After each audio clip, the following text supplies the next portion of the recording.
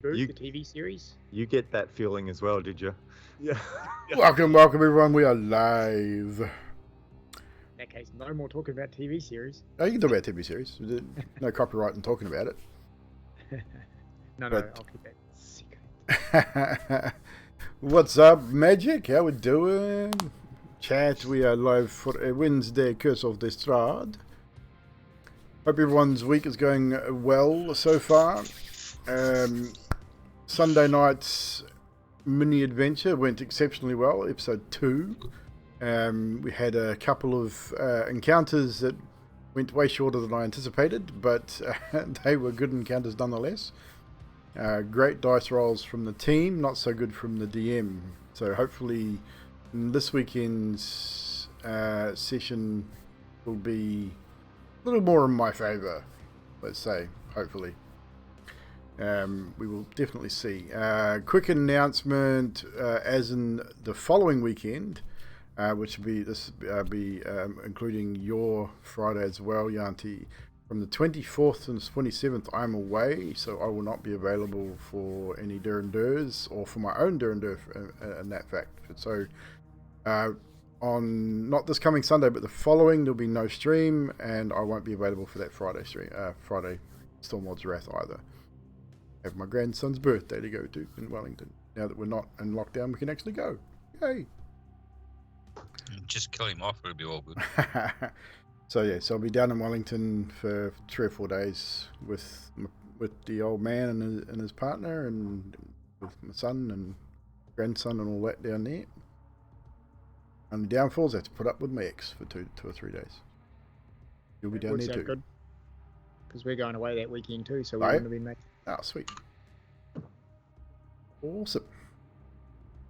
So that this weekend coming's all good, just the following. So I'll send messages to everyone and remind everyone on Discord anyway. No drama there. I don't think we have any more announcements, but before we get started, can we get a couple of shout outs in the chat, please? Either Nutty or Drax. We get a Yanti 1 shout out, so Stormlord's Wrath Friday nights on Yanti's channel, and other gaming stuff. I think she's recently been doing Life is Strange last couple of stream sessions. Interesting story, indeed. Magic the Gamer as well, thank you, Yanti. And we got a double shout out for Magic, look at that. Triple shout out for Magic. Geez, you're very popular. We got roast and chicken in there. Doesn't stream very often these days, but he does occasionally. But either way, go check him out. Hit him up with a follow and all the things and the stuff. I heard roasted chicken was going to do a bathtub one next time. Oh, the hot tub. Yeah, he's going to boil himself in the hot tub. Yeah. He's going to call it crockpot, right? That's what we're talking about. Yeah. Well, there you go. Yeah. Be getting into sprinting just to prepare myself, get my body right. I've clean shaved everything. Yeah. So Wow. I've already He's plucked my turning- feathers. Yeah. Something the for the recipe action. for chicken noodle soup. Yo, Gung Ho, what's up? How you doing, my friend? Can we get a shout out for Error Code as well? I know he's not here, but we'll shout him out anyway, because I think he will be streaming himself at some point tonight if he hasn't started already. But make sure you check out Error as well. He stops by when he can. Oh, there he is. See, I told you. I knew he'd be here somewhere. But make sure you check out Mr. Error Code as well. Make sure. We pretty much share the same community here. We're all a big bunch of nerds playing some Durandurs and stuff. So Yeah, we're kind of like the hills have eyes. kinda, just less mutated. And we don't sleep Some with of each us. Really? Well, other. I mean, Not yet. It could be arranged. Lockdown is finishing. Alright, book your plane tickets, everyone. Yes, We're this is all why going we are an adult-only channel, ladies and gentlemen. Got the hot tub ready. Don't worry. Drax Right. made me do it. Alrighty, guys, we are going to get into tonight's session. So, Foundry's up, so join if you haven't already. I think who we're missing? We're missing Roast and I know Chicken's there, Baz is there, we're all there. Cool. So, last we left off, you'd all had a rough evening at the hand of Lord Strahd, leaving you all exhausted and irritable. Zadriel startles you all in the morning with a outburst, a cry, as her wings ignite in radiant flame, somewhat different than you're used to. Ash grey to red rather than radiant yellow. Her eyes giving off a holy reddish tinge instead of the usual yellow that she has always displayed. But she's still very much on your side, it seems, but her whole demeanour has changed somewhat, seeming much different than previously. Eventually, getting down from the tower and heading out to the front of the Argynvost Manor, summoning her steed, Zadriel and the rest of you board the wagon that had been left and use it to expedite your travel. Karnos takes the reins while the rest of you try and rest.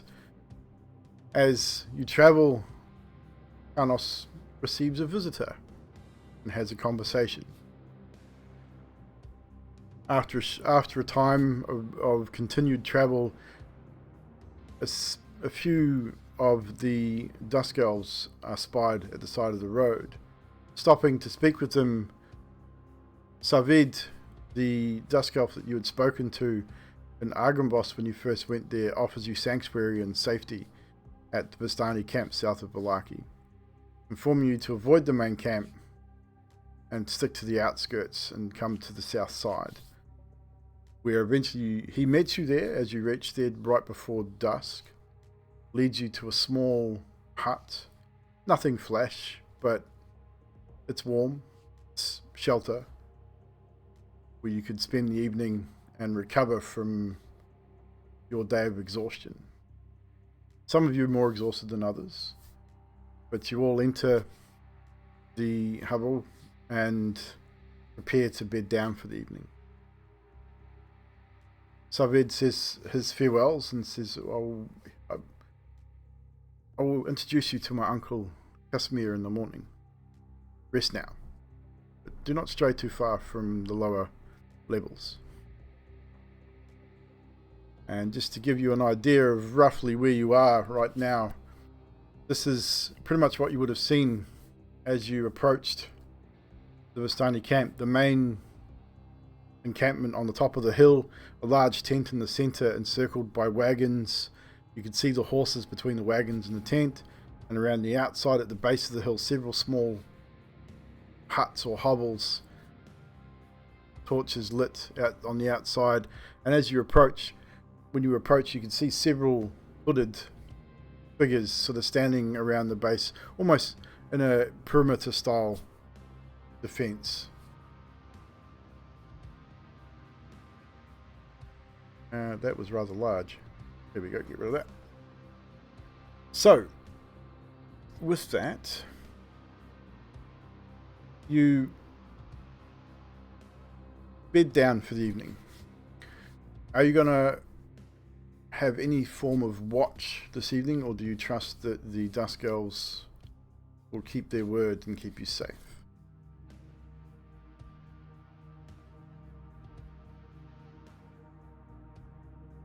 I think we should have a watch. They talk it out, RP it out. I was thinking I just set the alarm so if anything comes close, we all wake up. Wait a minute. Where are we sleeping?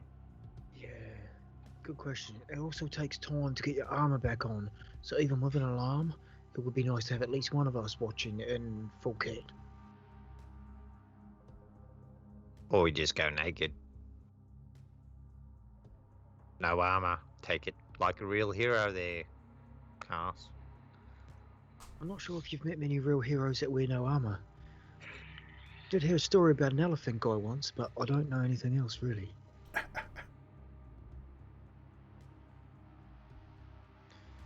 I will take first watch if everyone is happy with that.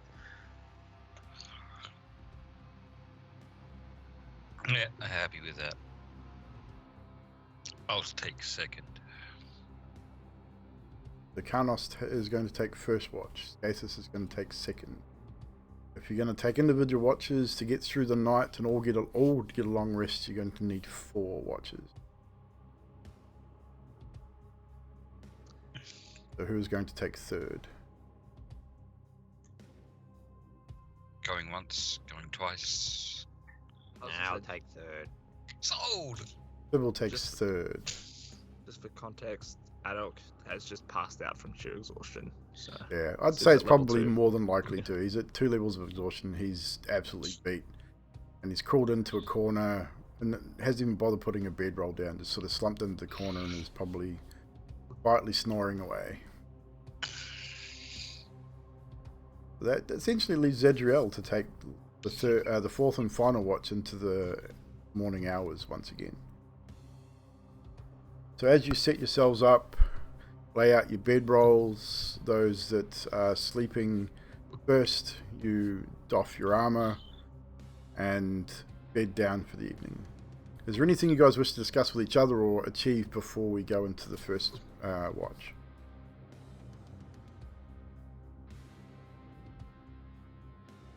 I'm gonna go up to Z and say, so how are we planning on killing Strahd?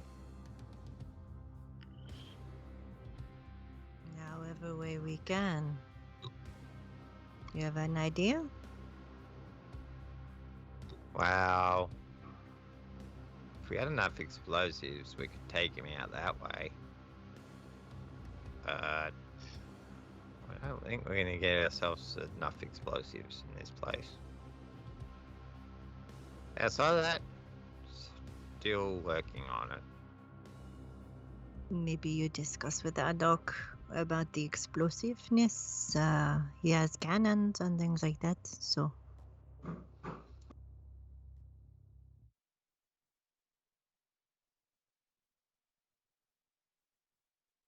Yeah, that could work. But his is more magical cannon. It's not really like cannon, boom, cannon. It kills the same way either way, does it not? Yeah, but it's not a... Yeah, okay.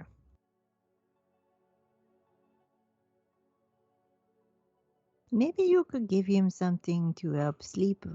He's, well, no, he's pretty tuckered Right. out. I think he's What are you talking about? He's like snoring already.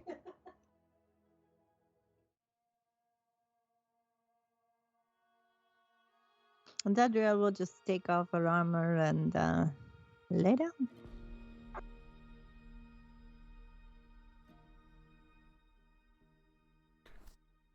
Anybody else? Yeah, I take off my armor and then go lay down too. I'll just go lie down. I don't have armor. So, as you all prepare yourselves for rest, Karnos, you set yourself up in a position where you can best see the door. Like I said, it's not a huge hut. It's a simple house, single room. There's a small fireplace where a fire is burning, a table, a couple of chairs, enough space for you to roll out a bedroll and sort of sleep relatively comfortably. Normally, you'd probably, realistically, there's probably a place for 1 or 2 people, maybe. But you're able to fit everyone in reasonably comfortably. So I'm assuming you'd probably perch yourself on one of the chairs. Yeah, And keeping watch. One thing I will do, anything you would want to do. I'll be keeping watch, but I don't want to activate the sun sword here where there's people. I mean, it's bright. People might notice, so I'll keep it in its sheath. I'll take the hempen rope, which is called very nicely at the bottom of my pack. I have to empty everything out one by one by one. Take it out from the bottom, and I put everything back in evenly as best I can. And then I wrap that hempen rope round and round and round my side where the sun sword is kept. And even when I go to bed later on, I'm going to do the same thing. I'm going to make sure that that thing cannot leave my side without at least some sort of attention waking me. I will not take it out of its sheath. I will wrap the hilt, I will wrap the side of it, and then I will wrap my other leg with what's left of the 50 feet of rope, so that I'm evenly weighted. I'm not even going to make you roll for that. You have been like this ever since your accident. You know exactly what you need and what feels right to you. So you take the time. It might take you a couple of goes to get it exactly right, but you eventually do so.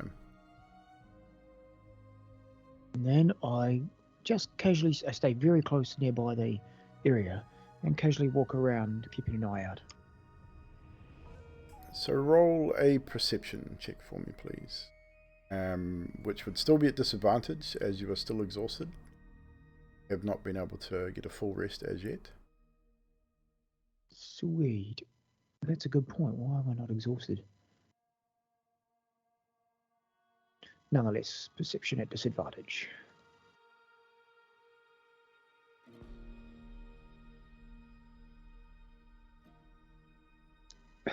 Three. All seems relatively normal for you this evening. Through the course of the 2 or 3 hours of your watch, you watch your friends, maybe think about the conversations you've had in the previous day or two. You ponder the conversation you had with Emilia on your journey the previous day, wondering, was it really her, or was it a figment of my imagination? Maybe not 100% sure. You know you're sober, so it definitely wasn't the drink. But eventually your watch comes to a close with no real incident. And at the end of my watch, I'll take a knee before I bed down, and it's awkward with the rope, but I just say, Lord DM, please grant this group some better days in the future and look over us. And then I go over to Skathis and I shake him awake. Skathis, wake up. Yep, I'm awake, I think. It's your watch, mate. Cool. Nothing to report. Everything was rather quiet, other than the usual camp things. There's a bit of noise from the camp further up the hill there, but nothing to report otherwise. Awesome. Right. Good luck and good night. Good night. And I What? doff my arm and bed down. Why what? Why do you have... Never mind. So Right, Skathis, Gotta keep me sword tied down. That's the most important thing. as you replace Kaunos, sort of quizzically looking at him with this sword wrapped in rope around his body, you just, again, you probably think to yourself, my god, this guy is super fucking weird, but it doesn't really surprise you. You've been... Not much these days. No, you guys have been travelling together now for the better part of 6 weeks. You're getting to know each other reasonably well. There's a few things you still haven't really gotten to know with certain people, but some of the more peculiar mannerisms and such are becoming quite apparent now, and are probably less surprising than they once were. But you take your seat. Is there anything that Skathis would like to achieve throughout his watch while everyone else is asleep in particular? No, not really. Nothing at all? Okay, roll a perception check for me, please, which will also be at disadvantage, because you have not completed a long rest as yet.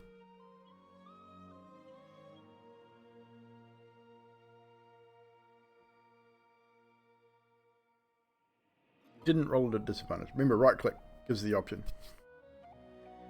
You got exactly the same number. Well done. I know. Right.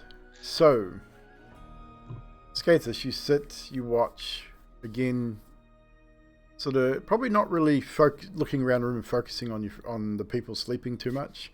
I would assume you'd probably sit and just quietly almost meditate in your own mind on the surroundings, trying to just listen and hear for things. But again, your watch goes with relative ease, no real cause to be alarmed with anything. The usual forest sounds you can hear from outside of the hut muffled. Occasionally you hear the footsteps and murmuring of voices, which you would assume would be the Dusk Elves making their rounds around the base of the camp. Eventually your watch comes to a close, and you prepare to wake Fibble for his watch. Walk over to Fibble. Fibble, wake up. Your watch. Yes, I need to make one of those too.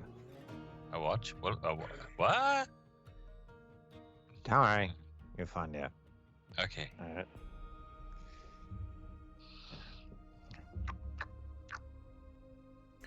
Right, so Skathis, you return to your bedroll, reclose your eyes, and drift back into a slumber. Bibblestep, is there anything in particular that you wish to achieve during your watch? You have Well, about 3 hours or so before you have to wake Zedriel. I would continue making that wax cutout for the For the mold, for the mold, for the ashes Okay, cool. thing, majiggy. Yeah, and I think in 3 hours you could probably complete that. So Yeah. It's a wax mold, easily enough carved. It's just carving that. And looking at Karnos and going, that'd be really hard to get the sword out. That's stupid. Oh well.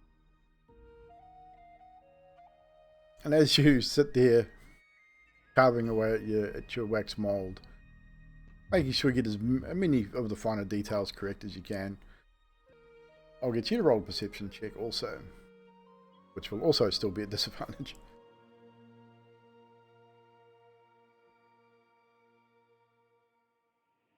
Seven. As you ponder, you're probably more focused on the carving than what's going on around you. You've set the alarm on the door. You're pretty certain that nothing's going to get in here, obviously, without you knowing, definitely. There are guard outside as well. You're not really too concerned about what's happening. You know that a lot of the Vistani are loyal to Strahd, which probably does give you some concern. But so far, these Dusk Elves have given you no reason to distrust them at this point. Sitting at the chair, carving away, a couple of candles glowing. Not great light, but good enough for you to see. As the candle sort of flickers backwards and forwards and the shadows move in the room, look up instinctively, not sure why. And sitting across from you at the opposite end of the table is a familiar person.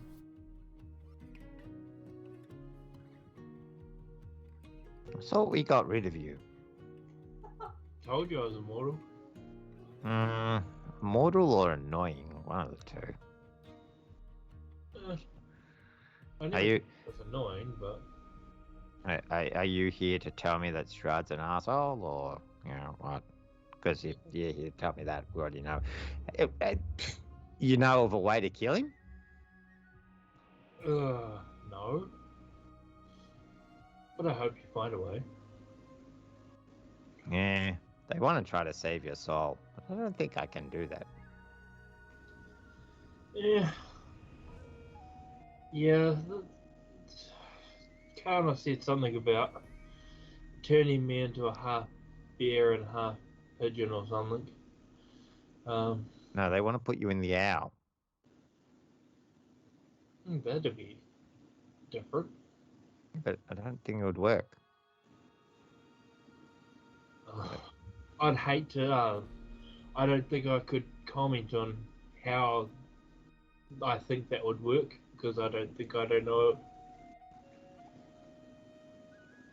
I can't even put that to words, apparently. Yeah, it's okay. I was pretty speechless about the whole idea too. They didn't quite understand that, it's already me. It can't be you if it's already me. But yeah, always are on the other side. Meet anyone new? You finally lose your cherry. Can you still lose your cherry? I don't know. I don't even know I lost it when I was alive. You did say you were a virgin, so it kind of made sense. And Karnos wouldn't do it, and Scathus was too chicken. Yeah, he gave it his best shot. Did he? Oh, sorry, I thought you guys knew about that. I know he didn't want to be left alone with you for some reason. I don't know why, but Zadriel might know. The night that I told you he slept in the barn, he came to my room. And then we woke up together and stuff, so I'm assuming we did it. He was pretty wasted that night. He came to my room of his own free will, so I guess he was. Of course, I mean, there could have been other reasons for him to come, but...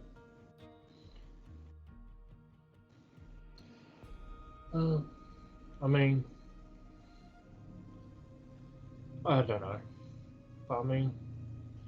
If they want to waste time trying to res me, then they can try, but I don't know how that will work. Well, see, it's not really a res. It's kind of a stopgap measure to try to stop you from being turned into whatever the hell those goats are that go for the walk every night. Yeah. I mean, I suppose if they made me into a bird or something, then I wouldn't be that for the time being. I mean, I'm assuming that can't last forever. I don't even know if it's, as I said, I don't even know it's possible because, like, what I did was technically put a part of me into the crystal, and then that's controlling the bird. Like,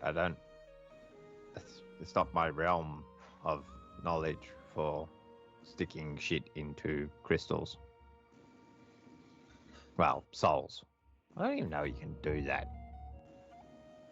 Well, I did hear a story one time with soul gems, but yeah, I don't think that's the same thing. I assume if anyone would know, it'd be one of the religious people. Yeah, they seem to like to keep that type of information secret. Yeah, I'm not 100% sure on that. I don't even know what 100% means. More than 99, that's what 100% means. Well, I haven't been to school since I was like 8, so probably didn't ever cover that. Well, that means... Oh. Yeah, okay. Wait a minute. What? Purely self-taught. No wonder why you made so bad decisions. Oh, tell me about it. Just one after another. Yeah. But at least you had some fun. Starting to think that Strahd will make me keep my memory just to punish me even more. Think about all the mistakes I've made. Yeah, there was the Karnos thing, that was, yeah, and then the Scathus thing, and then the Adok thing. And then pissing off Zadriel, that was a fucking dumb mistake, but yeah. Yeah, well, that's just since I've been in Barovia. I mean, shit, the shit I did before I came to Barovia. Ugh. Yeah, wait a minute, you were immortal. How old were you? Well, I was 14 when I became immortal. And then over the next, I don't know, few centuries, I became as old as 18. So you were very stupid. For centuries you were alive and you didn't learn things. Yes, centuries, yes. Yes. Well, I did what my God commanded me to do, no matter how bad it was I did everything she commanded. So, and then Yeah. then I've got a wife for that instead. I don't need a god. Then just one day I decided to help a guy and bastard bit me. And then it all went to shit. See, I thought you were talking about Karnos. No, it was like some guy needed help, and so I went and helped him, and he thanked me for taking a chunk out of me. And then I went to the village and to see for help, and they all tried to kill me. And then other people tried to kill me, and then We tried to kill you. And then Yeah. we succeeded in killing you. I tore up a throne room. Then I was banished from Fandolin or whatever the other country is. And then I came here, and then you guys killed me. Yeah, but you So, can't. yeah, You one can't mistake bring after that another. on. You did kind of bring that on yourself. I'm sorry to say. Yeah. All the other stuff I can't really contest to, but the Well, get it. Yeah. to be quite honest, I kind of baited you guys into killing me. Yeah. Wow. So, when we were being chased by all those werewolves and stuff, and then we crossed the river, Yeah, when and we saw Strahd there, when we Yeah. were looking for Zadriel, yeah. my god gave me a sign to say go to him, and I didn't. And then So you- suddenly I was mortal again. So I meant your god's on Strahd's side? Well, I don't know how that works. I guess because if your god's on Strahd's side, your god sucks. Well, I mean, I was immortal, so I could just charge through all of that shit. Nothing would attack me, and I was killed. But you guys need to. Ah, wait a minute. So your god was trying to kill Strahd. When we looked across, we saw him. Were you in Avatar?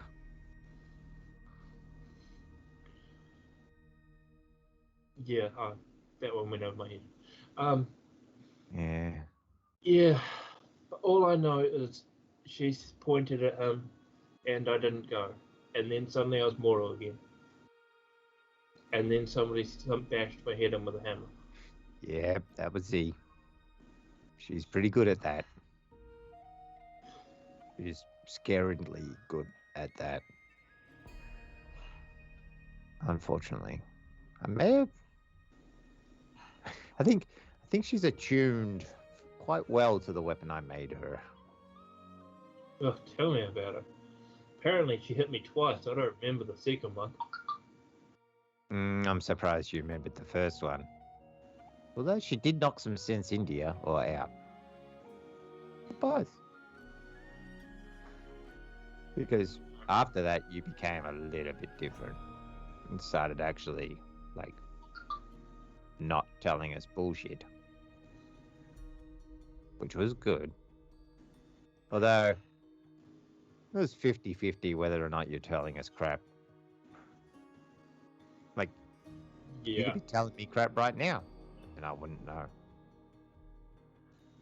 Well, I mean, Yeah. if I hadn't talked to the other three in the last few days, then and they hadn't told you that I'd been talking to them as well, then you'd probably think I was Strahd. So, Yeah, Karnos did to come up with that idea. yeah.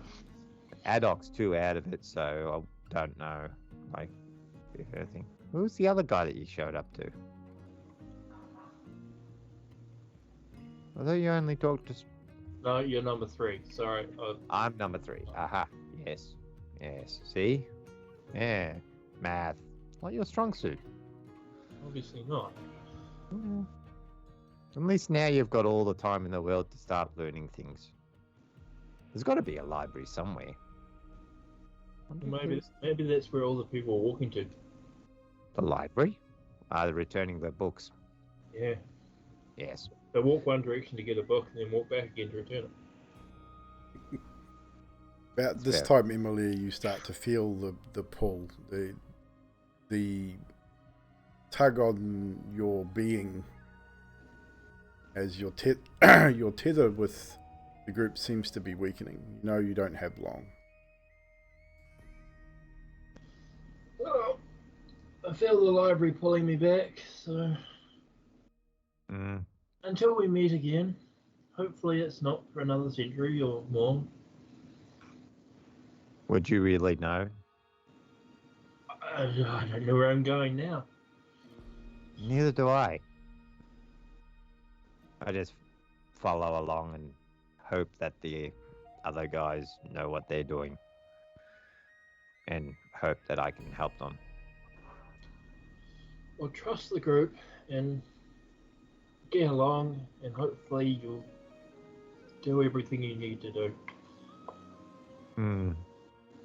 If you find out some dirty secret about how to kill Strahd, like that perfect coup de grace, that perfect chink in the armor, try to tell Skathis.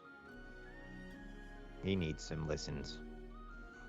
I expect that when I appear before, if I should appear before him, he'll probably run for the hills. Yeah, you might want to do it while he's sleeping. Good point.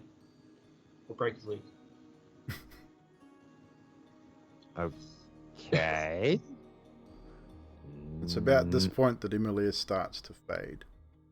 The corporeal figure before you starts to fade into the darkness. Any final words, Emilia, before you disappear? Goodbye, my friend. May we meet again. Stay strong. You too. That's not very much. And with those words, Emilia fades into the darkness.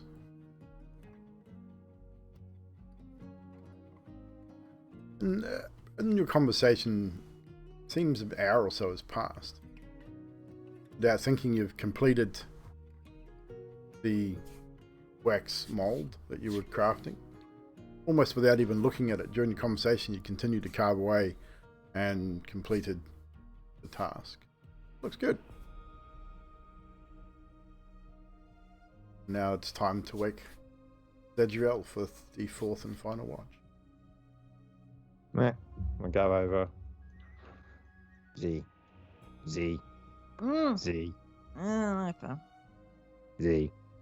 What? It's your watch. Thank you. I had a chat to Emilia. Sure you did. It's probably Strahd. You should have killed it. It was incorporeal. It wasn't there, but there. Did it look like mist? No? She, by the way, not a he. It was probably Strahd. Yeah. It probably explains why she didn't say what Strahd's weakness was. But she did tell us to stay strong. Does Emilia ever tell us to stay strong? No, neither does Strahd either. So, kind of going with the idea it might have been Emilia just trying to help us. But can you add this symbol I've acquired to the necklace? And I show him the Ravenkind symbol. Can you add it? yes, and I show her the fox, the wolf face. Maybe on the back? And engrave it on the back, and I start to sketch it in straight away. So it's the symbol of the sun, basically. Yeah. There you go. Now I just need to find a bunch of stuff. Hopefully we can make it. It'd be nice to make it. But, yeah. Your turn. Tag. I'm going to bed. So, Go through the door. Bibble eventually settles and drifts off to sleep. You know, judging by the shield, you've got maybe 2 or 3 hours before sunrise. Is there anything that Zadriel would like to do during these 3 hours while she's not by herself, but in her own mind for a short time? I'll just contemplate what has happened with my wings, and everything going on. Contemplate to myself, maybe pace around, check everyone, make sure they're sleeping, that sort of thing. I would assume that the hammer does not leave your hand through the Probably 3 not. hours. Yeah, no. Hammer and shield held tight. Probably a nervous, I'd say maybe a nervous pacing. You know definitely that something has changed. You've asked for aid from the DM, give you whatever strength you need to defeat this evil that's taken hold on these lands. You know you've changed in the way you view things. Before it was all about keeping people happy, the light of the Morning Lord, all that type of stuff. That hasn't really changed, except that now it is, he must die at all costs. Anybody stands in my way, they are a threat to me and will be dealt with accordingly. It's that kind of continual thought process. You know you have allies in this room, but even they won't stop you at your task. Would you harm them intentionally? Definitely not. But if they were to try and stop you from completing your sworn task, it may be a different story.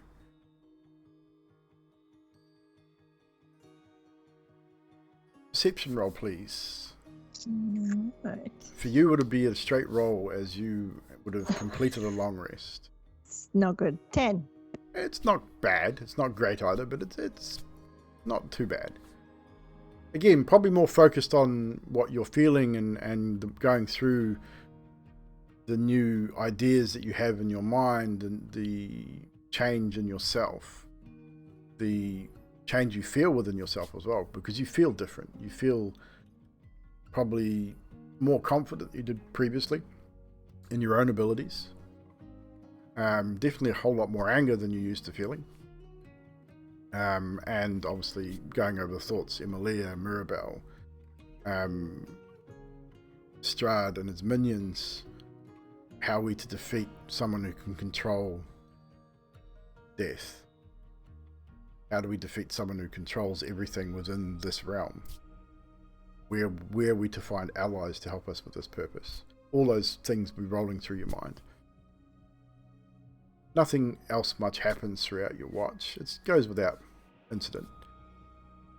Eventually, the sun starts to rise, and through the small window in this little shack, the light starts to, gloomy as it is, starts to fill the room.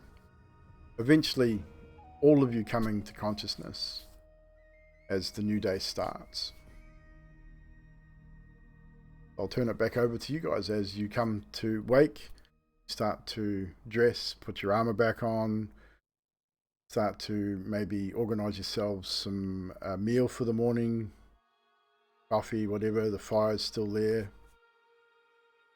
And I'll turn it back over to the group as you all start to come to wake the next day.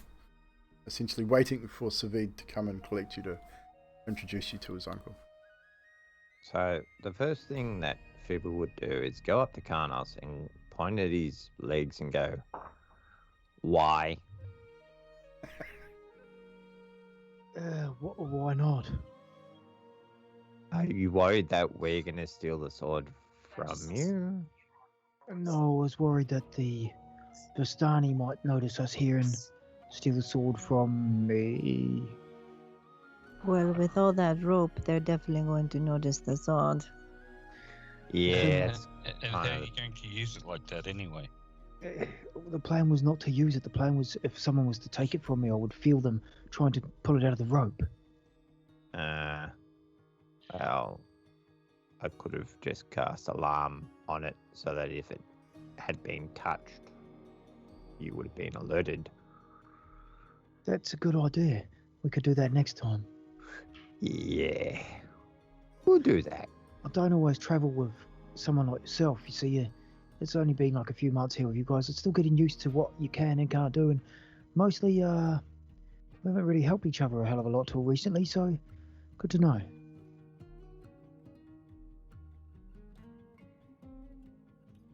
Yeah, I'm not wrong, right? Yeah, no. And at the same time, I think I met Strahd-Ep. Emma Stella? Strahd, that may be Emilia, that may be Strahd. Or maybe Emilia. Or Strahd-Lia. Strahd-Lia, that's it. That's the one. Okay. Yeah, she told us to be strong. And apparently, she was centuries years old and knew fuck all. Which is kind of disappointing. Bit of a waste of her existence, really. But, oh well. Haddock, how are you this morning?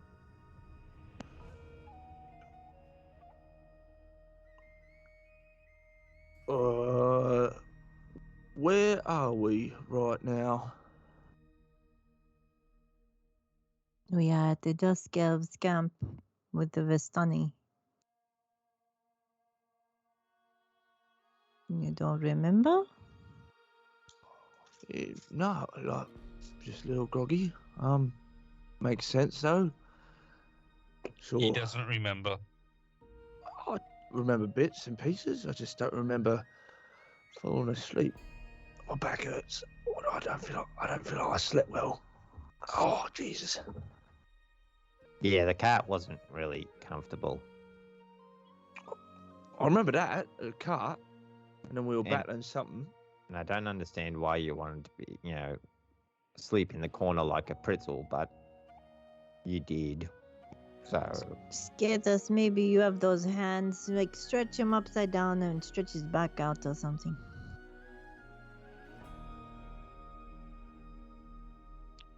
Huh?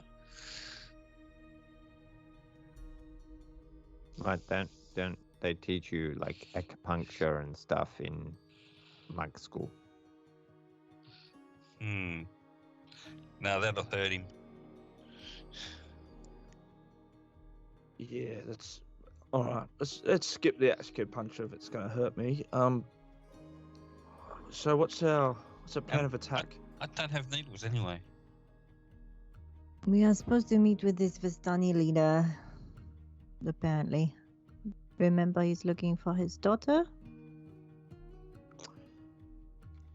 Yeah, Arabella, something like that.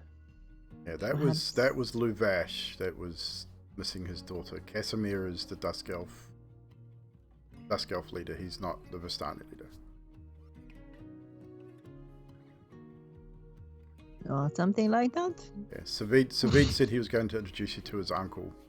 He may be able to give you some information that will aid you in beating Strahd. It is always good to find allies, maybe. That can help us. Possibly get into the castle, maybe. Yeah. Allies, I don't think we should rely on allies. Our allies end up dead. Talk amongst yourselves for a couple of minutes. If they are dead, but they get us to Strahd. Speaking of allies, we did lose that hunter lady, didn't we? She disappeared somewhere. Yeah, I reckon she was Strahd. I have a funny feeling she was not what she cracked up to be either. Adok, you upset her by trying to jump over the stairs, right? I believe I did, but that was just a ploy, you see, to get a bit of coin from either, or preferably all of you. Featherfall, remember? I guess you didn't know that. She ran off when you did that, if I remember rightly. So, it makes me wonder if she's such a great hunter. How queasy was she when you were going to go splat, possibly, at the bottom of the stairs? I kind of yelled at her when she held a knife to his throat to put him down.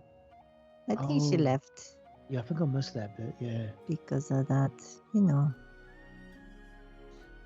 But yeah, I agree. Maybe we will see her. So she was a bit touchy. Maybe one of her friends died somehow like that, and I don't know. Small thing. At the same time, like what did she do to piss off her mentor? Because she never really told us that either. So there might have been a very good reason why he was upset with her. He might be dead because of it too. I mean, he might have tried to jump off something as well. If I was her mentor, I'd jump off of something too. But we might find her in Kresk. So. Oh yeah, the Mad Abbot is. Did you say the bad habit? No, Mad Abbot. But we're not meant to say that he's mad because he gets touchy about that. Or something. I don't know. So are we just waiting here for this dude to show up, or are we like gonna go out there and say hello? So at that point you hear a knock at the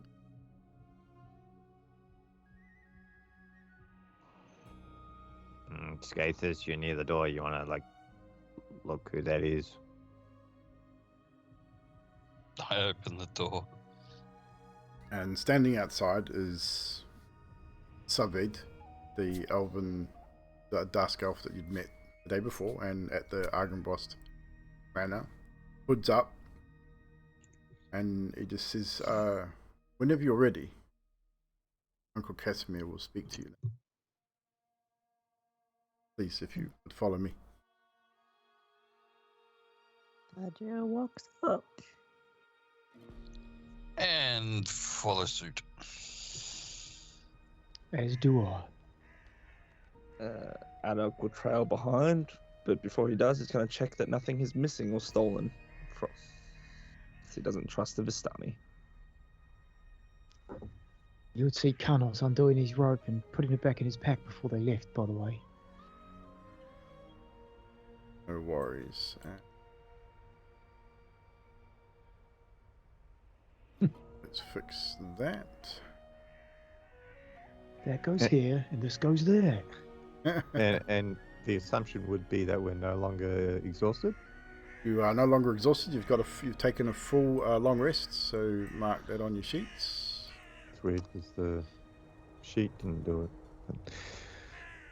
Yeah, just remove your exhaustion. It I've still shouldn't got be a point. showing. You should. Yeah, you'll still have a single point.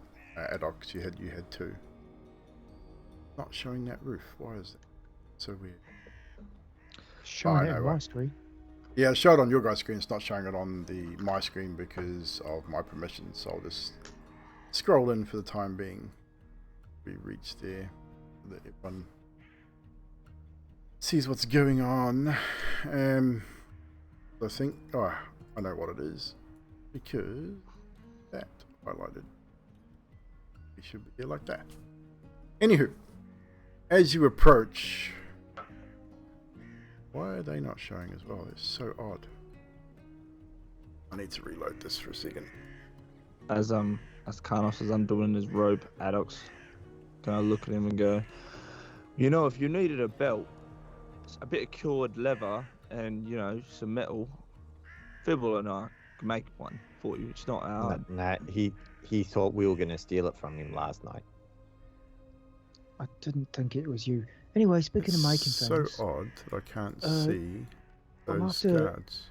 Oh, I know one. I'm after a sun symbol. Like not like Zadriel's, but sort of like the same idea. Like a half circle with like 1, 2, 3, 4, 5 triangles over top of it. Can you make like a necklace or something for me like that, one of you? Wouldn't you want like a full circle because then it would be balanced? No, because if it's like that way, not sideways, not like a half moon, but like a rising above the horizon. Ah. And what are the triangles supposed to be? Well, it would look like a radiant sun, sort of half sun symbol, right? Like the DM's symbol. Like the sun's rays. That is correct. Oh. But I don't want to have an exact replica of what Zadriel would have already. Plus, it's tricky trying to cast my spells that I'm learning without a direct focus. I'm kind of using the sun sword at the moment, and I don't know if I'll have this forever.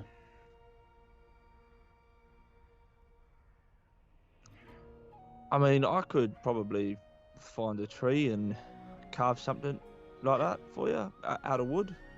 Yeah, I mean, could you make it out of gold coin? I mean, what's the melting point of gold?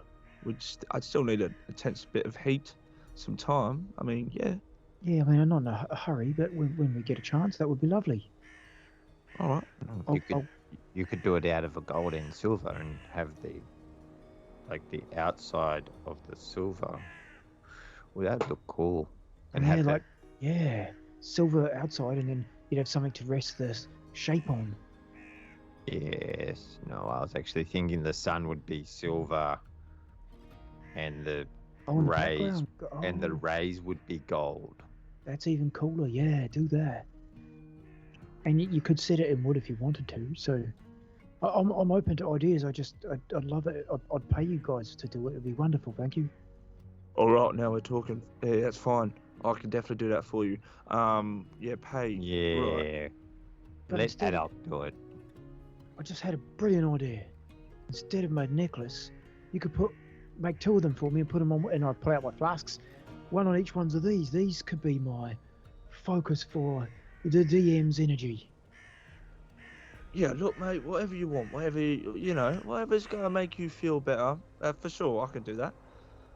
I'll tell you what. Right. I'll get some clay or some earth or some wood. I'll start making a mold similar to what Fibbles is doing. But in the meantime, Adok's gonna cast a minor illusion on his palm to, try and show you what he's gonna do, which is roughly more or less what you've described. What about this? Does it look alright? It's got the moon rising over there, and you've got you want 4 triangles, like one there, one there, one there, or like one yeah. here? No, one in the center and then 2 each side, so 5 in total to keep it balanced perfectly. So you want semicircle Yeah. here, triangle Yeah. in the middle, 1, Yeah. 2, 3, 4 over the top, or 5. 5 over the top, no triangle in the middle. No triangle in the middle. Like a half circle, and your fingers are the rays. Oh, the triangles, right? I've got you. Yeah. Got it. Yeah. In the brain. And here you go. Here's 6 silver and 6 gold. Will that suffice to make it? To make it, yeah. But what about payment? Yeah. What payment would you like? 100, at least. 100 gold. I'll look over to Fibble. Does that seem fair? Seems a bit steep for me, but yeah, okay, if that's what it costs for Adok to make a simple trinket. There you go. There's 106 gold and 6 silver. There you. And I hand him 106 gold and 6 silver.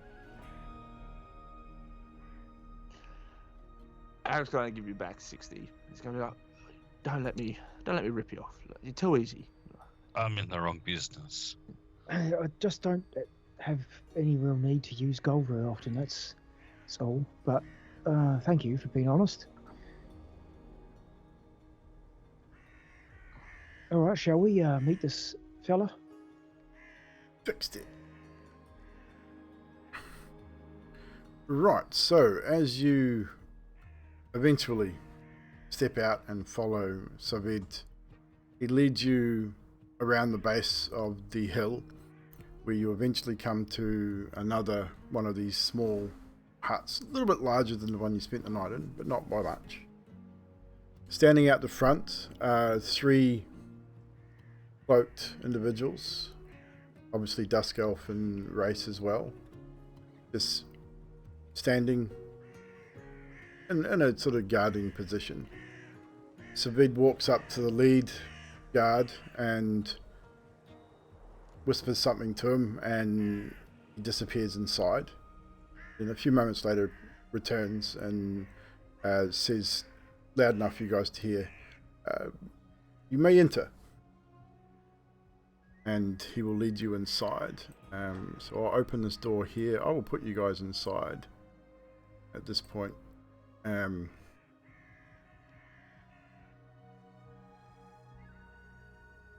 Once we're inside, the position doesn't really matter, just to get you in there at this point.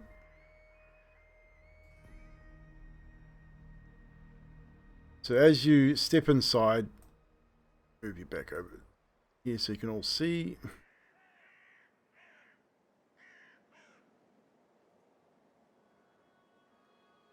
For a second. So, standing towards the back of this small hut near the fireplace is a hooded figure. His hood's up over his face and comes down just about to his eyebrows. An older dusk elf. He beckons you all to come in and take a seat. There's a small table there with enough chairs for you all as you come in and join him. Welcome. Please, take a seat. My nephew says you aided him when he was wounded. I may offer assistance in your quest. That would be helpful if you could. With that, he sort of bundles a fur up around his shoulders and takes a seat with you guys. He moves a little slowly, deliberate. Not like he's in pain or anything, but he's definitely older than most other people you've seen in these lands. How much do you know of Grofia and history of these lands? Zadriel looks towards Feeble because she knows he has a book of Strahd's thoughts. And she looks to the others as well. But kind of stays quiet. She's kind of getting a feel for the guy. Okay. Excuse me, sorry. Who might you be? Oh, forgive me. My name is Kasimir Velikov. I Nice to am meet. not leader of Vistani, but one of the eldest of the Dusk Elves left in these lands. Well, Mr. Kashmir, I am Carlos. This is Fibblestub beside me. Behind him is Lady Zadriel. Behind me, you'll see Scathus, I think, and Adok, the last one to the rear there. Nice to meet you, sir. And he nods. A pleasure, of course. Now, again, how much do you know of Grofia and her history? Mr. Stubb? Well, apparently Barovia was awesome until this dickhead Strahd took over and started killing everyone. That's pretty much all we really know. A very blunt way to put it, but not inaccurate. But there is more to the story. We did hear a story about the elves and how you have no females, I think. See his eyes narrow at the mention of that. Obvious, almost pain to hear about it, but he says, so you have heard some of our history. Rahadin. Sort of hisses Rahadin's name, and you all remember Rahadin, he's Strahd's right-hand man, the dark elf that was at Strahd's castle. Yes, we met him. What you do not know is that the reason for this happening was not entirely Rahadin's doing. He led the attacks, of course. In fact, it was me who caused this to happen. My sister, you see, had fallen under Strahd's, he says, protection. I say spell. He was to be her bride. But he had her stoned to death before that could happen. Strahd retaliated by killing all of the women of our tribe, children included. Yikes. And he did this to me. And as he then drops his hood, and you can see that both his ears have been severely mutilated, massive scarring up one side of his face. A reminder.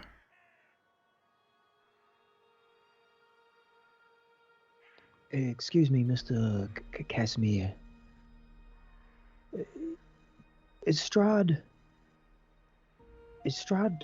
one of you? Is he a Dusk Elf originally?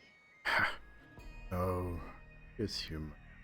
Well, was human. I was just checking. I was curious. Carry on. Strahd was charismatic, noble, prince. His father, King Barov, was a just and fair ruler, but as in all kingdoms, kings come and kings go. Strahd ruled his armies, was a great general, defeated all of Barov's enemies with ease. They came to these lands. Strahd was struck in battle. Vistani saved him, brought him home to his father. He pledged that Vistani would be allied forever with him.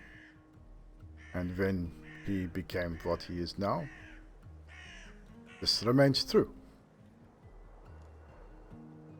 Vistani has certain graces with Lord Strahd, but Vistani has fallen out of grace over the decades, centuries. Vistani is not what it once was, which is why we keep ourselves here hidden as much as we can. We do not mingle with the human Vistani as much. We ally with them out of necessity, biding time, as I'm sure you are aware that humans do not live very long. Maybe I will restore Vistani what it once was. But in the meantime, I have burdened with strange dreams of my sister, and I know she is no longer here, but Patrina still speaks to me when I sleep. She has been led in the catacombs of Ravenloft for many, many years.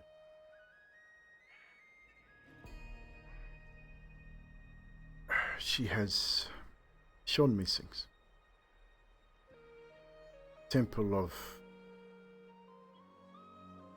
amber and gold,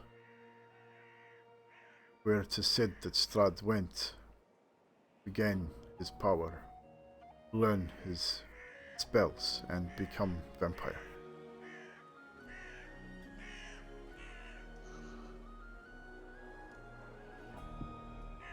Do you know where this temple could possibly be, if it exists? It exists. It is in the mountains, to the south. It is called the Amber Temple, of course. Easy name. It has been in ruin for centuries. All manner of creatures reside within. I have studied what I can from outside. I believe that if I was able to get in and study further, that I may be able to find a way, not only return Katrina, us, and maybe find a way to destroy Strahd. It has to be there. That's where it all began, after all.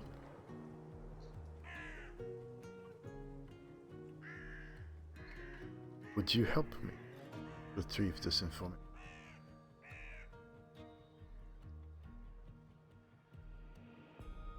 I don't see why not, team. What do you think? Where's it from here? If you were to look on your map, it is located, I'll look on my map, to the extreme south. You go south, follow the Luna River from here, past Argenvost, past Perez. You find the Carhurst Pond. Further south from there, you will find the mountain, Mount Gakis. The Amber Temple lies in its peaks. Now, all of you, when you spent the evening with Esmeralda, you spent the evening at the base of a mountain range south of Perez. Where he's describing and showing on your map is on the opposite side of that hill range, on the ranges that you spent the evening in that cave.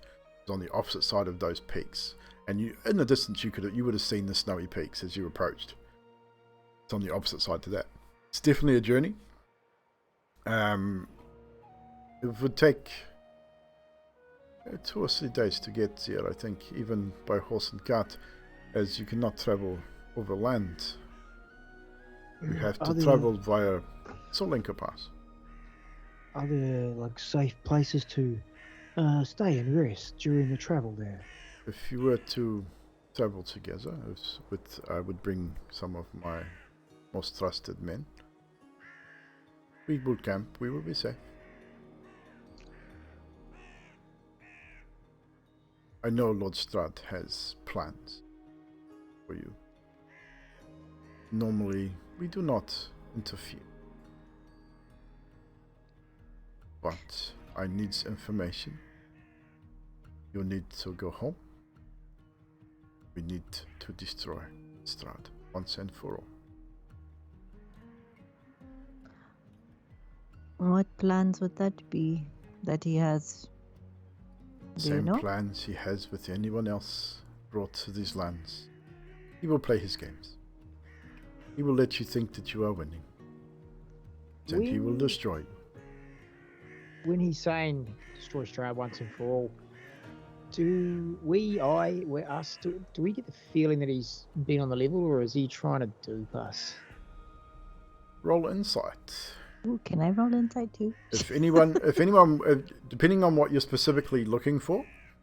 So, Carlos, you want to make sure that you I want to know that he wants destroyed, yeah. You want to make sure that he's definitely on the level with what he's saying. Is he giving anything away in his, say, mannerisms or the way he's speaking?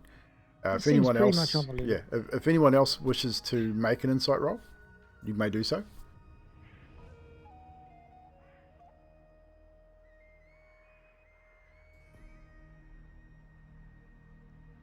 Just be aware that he would be a hard read. You guys don't know him very well. You don't know what he would look like if he was lying, and indeed anyway. But you are welcome to make a roll. So we have 13 from Zadriel, 2 from Karnos. Karnos, you don't know. You think he's just he's great. He's on level. He's fine. You don't get any indication that he's being dishonest or honest. Either way, it's extremely hard to read. Skathis with a dirty 20. Even with a dirty 20, you're finding his mannerisms very precise. The way he speaks is very precise. He does not take his eyes away from you. He doesn't look away when he says certain things. He's constantly maintaining eye contact with you all independently, looking around you as he speaks. Fibblestib with a 26. He appears to be, again, nothing seems to be giving him away as being untruthful or dishonest in any way. But you can also, Fibble possibly with a 26, you'd probably understand that looking at him that he is very old, and even if he was being dishonest, you would probably not be able to tell. He would have had lots of practice in deceiving people if he was wanting to. But for all intents and purposes, he seems on the level to you all. Do you know anyone named Esmeralda? Many of us do. She has slain many Vistanis. She works for Van Drichten. Have you met the great vampire hunter? Not Sight to be yet. seen, I'm sure. Not yet, I don't think, but she was traveling to Kresk, and that was where we were headed, so... Yeah, but... His mind is not all there. I doubt you would get much information from him. But, as I say, your choice. I ask for your assistance.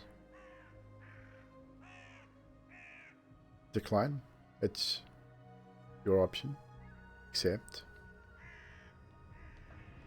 Do you mind If if you we accept- discuss amongst ourselves? Of course. But if you accept,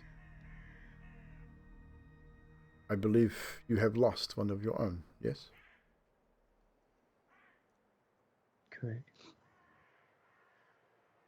The Amber Temple is a powerful place. If anything was to bring her back, that would where you'd be finding it.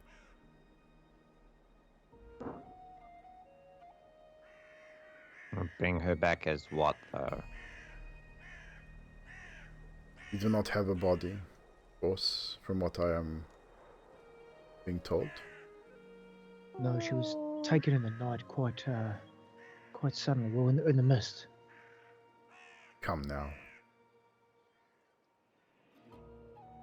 The truth will always be the best course of action. No, it's true. Actually, he is being true. He's Yeah. talking about another one of our friends.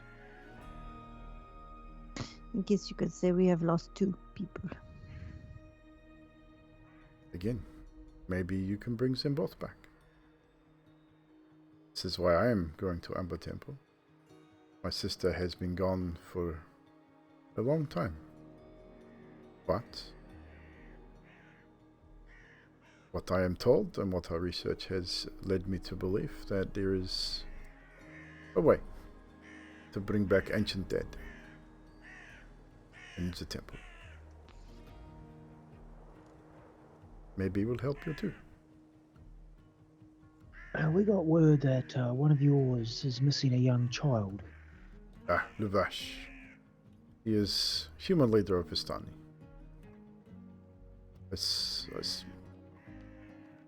I do not hold much love for Luvash and his brother.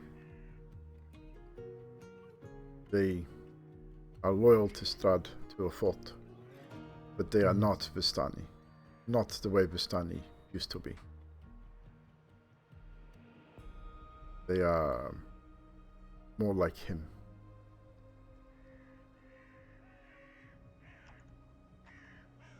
But if you were to help Luvash, you could gain favor with the Vistani, but again, They are not to be trusted.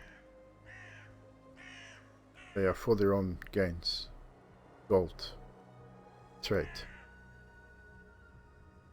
They travel to and from Barofia, bringing innocents here for Strahd to play his games.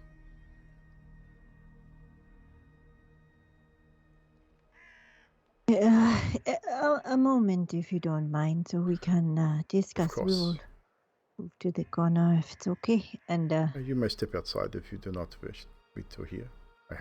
Even though my ears look like this, I can still hear quite well. we will be back in a few moments. And I wait outside. Yeah, he pulls his head back up at that and allows you to leave and talk amongst yourselves. He won't move you on the map. We'll just assume you are stepping outside, away from prying ears, to discuss what you might want to do.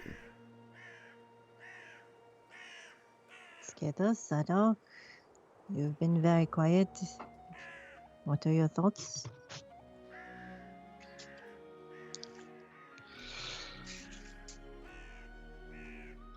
There is the possibility of something to help us there.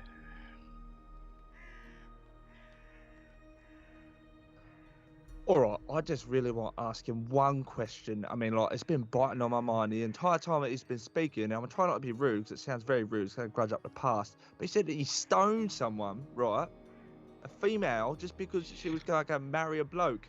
Because apparently she was under a spell.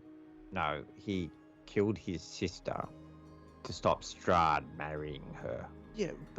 Yeah, but he said that she was under a spell, and yet he's saying that he wants to go to this temple to learn some magics, but yet if he's versed in magic and he wants to learn more magic, wouldn't he be able to undo the spell that's on his sister, or I don't know, maybe like tie her or something down to stop her from doing this? It just, I don't know.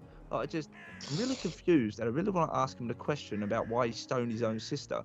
But you can ask, but even if he lies to you, are you going to get any closure? Because we won't know what he has to say. Will it matter?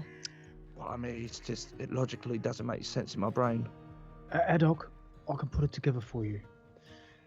Emilia was under Strahd's spell. Right? We did not stone her to death. We put her down. I think it's the same thing. Skeetus was going to rip his own tail off before becoming Emilia's bride. So yeah, it fits really. No, yeah, well, that's what I mean. Like, was she turning into a vampire, or was she just under a spell? Hang on, I was going to do what now? What? The point is that if we go to this place, we have another ally in killing Strahd. Yeah, look, but that's the thing, right? Another ally. Again, he did just mention that he stoned his own sister. We can kill him before he kills us, as long as he gets us to Strahd. Yeah, sure, right. That's the case. I just want a little bit more logistics about the situation, about his past. That's all. It's just, I don't know. Ask him like that, because I don't think we will get far if you ask him like that. Maybe. Yeah, I know. That's why I bit my tongue really hard. It kind of hurts to start bleeding a little bit. Other than that, should we go? I'm in for it. I think we Please, should, Jamie. yes. People? The short version. Is that a short joke? You know, I can't help it that I'm short. Yeah. No. Feeble thinks we should go. Scapus, Wow. you were going to say? I was going to say, are we still going to go see the abbot as well? Because didn't he have something that we could help us? Look, if I'm being honest, I have met the abbot before. He is mentally not sound. Just gonna put that out there. A little bit wacko. A little bit, not quite sure what he's doing at the moment, but he is wacko. Are we talking Emilia wacko, or are we talking Karnos wacko? Believe it or not, another level above Emilia and Karnos. Level mountains. There's an old saying about glass houses, gentlemen. How, where'd they come into it? Escapist, Apparently what are they're your really thoughts? warm. And you don't want to walk around naked. But outside of that, it's a glass house. But Escapist, damn it. Tell me what you think. I don't do you- know anymore. What do you want I to do? do you wanna- believe Sketa said he thought we should go. Didn't you, Sketa? Yes. I will. Yeah. I mean, I'm down to see to this Amber Temple. Always learn to find out small magics. Why not? But on the other token, I will say, and Fibble knows this, that most intelligent people who are ahead of their time are seen to be completely insane. So even though I think he might be insane, he could just be intelligent and way ahead of his time. We just don't know. That's the habit. Temples are usually filled with gold, are they not? Yeah, but that one's like destroyed, so apparently all the gold would be gone. But the knowledge could be really good. And If take you your are trying to com- tempt me with some gold, I'm in. Yes, there's probably lots of gold there. I vote yes. I vote yes. Let's go. Let's go back in. I go back in.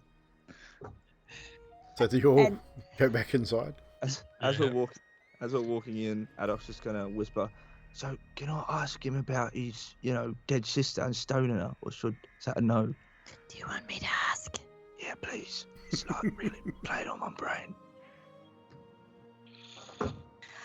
You re-enter and reseat yourselves.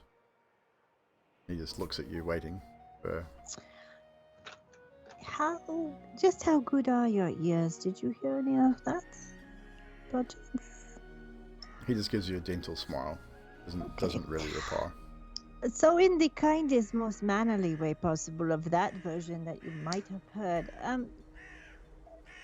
why didn't you possibly use maybe magic to break the spell of your sister? Why did you feel the measure was drastic like that? He looks you directly in the eyes, Zadriel, and without moving his lips, you hear his voice in your mind, and simply says, "Were you able to resist him?"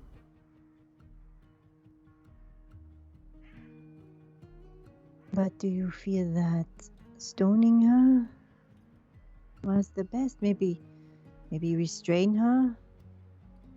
He was Defend? corrupted, boss, already becoming his bride.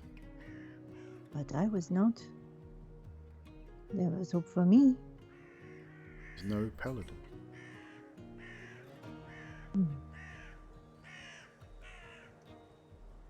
Personal choices. Guilt is an amazing thing. I've lived with it for centuries.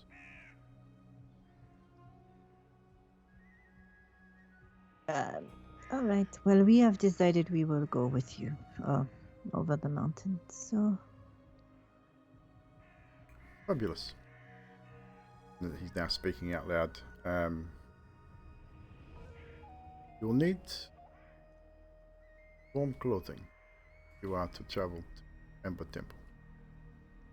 Very cold. We can supply you with Furlined Cloaks, which may help. But if you are able to keep yourselves warm with other means, I suggest you do so. But it will take us several days to get there. We have to travel along the Slavich Road. Then we will turn south and follow the foothills on the western side of Perez. Sursalenka Pass. From there we will hit the base of the mountain, and we have to leave horses and carts there, and we will travel on foot to Ember Temple. So when you are ready to leave, let me know. do you have warm clothes supplied here that we could? As I We could probably supply you with a few cloaks. It should help. I myself am taking care of. And you can see him playing with a ring on his hand. Alok, will you need maybe one more night of rest and maybe we leave early in the morn? I mean, I could probably... it should be fine as long as you don't need me to do anything, you know, besides, well, I guess anything. And as you started saying that, Kasimir stands and walks over slowly to you, Adok, and says, "If you don't mind," and just reaches out a hand towards your shoulder. You allow him to place his hand on your shoulder? Yeah, a little bit hesitant, but sure. And he closes his eyes, touches your shoulder, and you immediately get a very warm sensation the moment he touches your shoulder, and it flows through your entire body.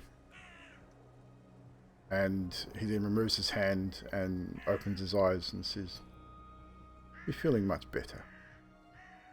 And your exhaustion has gone magically." On second thoughts, I'm good to go when the rest of you are. I feel so much better. You, my friend, are a gem. I'm keeping you. And he gives you a friendly nod and seats himself back down by the fire. "No need to rush. If you need to prepare yourselves, we can leave whenever you're ready. We will travel by horse and cart initially." Do you have a forger or something here? I think our little friends have been dying to get their hands on some melty material sort of stuff. We have access to a small forge, indeed. There you go, Stub. You talk to one of my guards outside. He can lead you to it.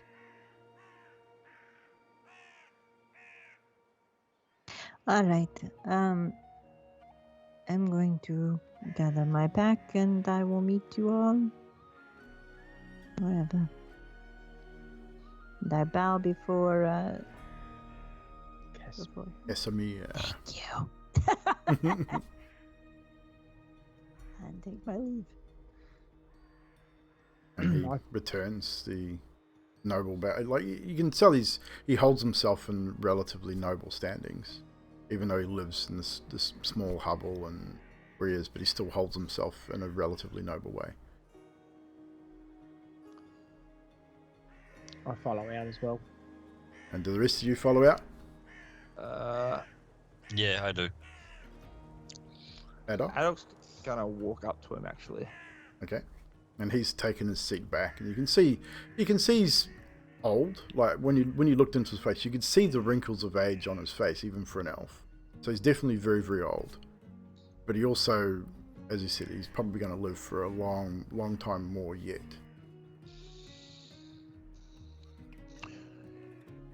Alright, two things real quick. Don't mean to be rude. First thing, you could bring people into this lands, yeah? I can. Well, when I say Vistani, not all of us have the ability to. Oh, right. Well, I was going to say you could probably just go outside into the real world, kidnap an elf, bring her back. There you go, repopulate. Secondly... Dusk elves are quite different from regular elves, small one.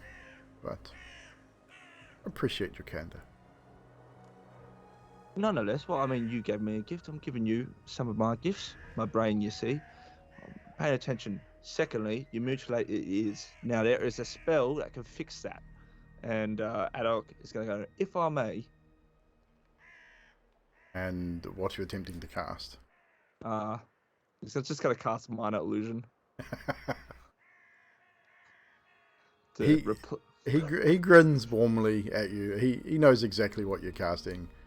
And he just grins and nods and just says, "Thank you."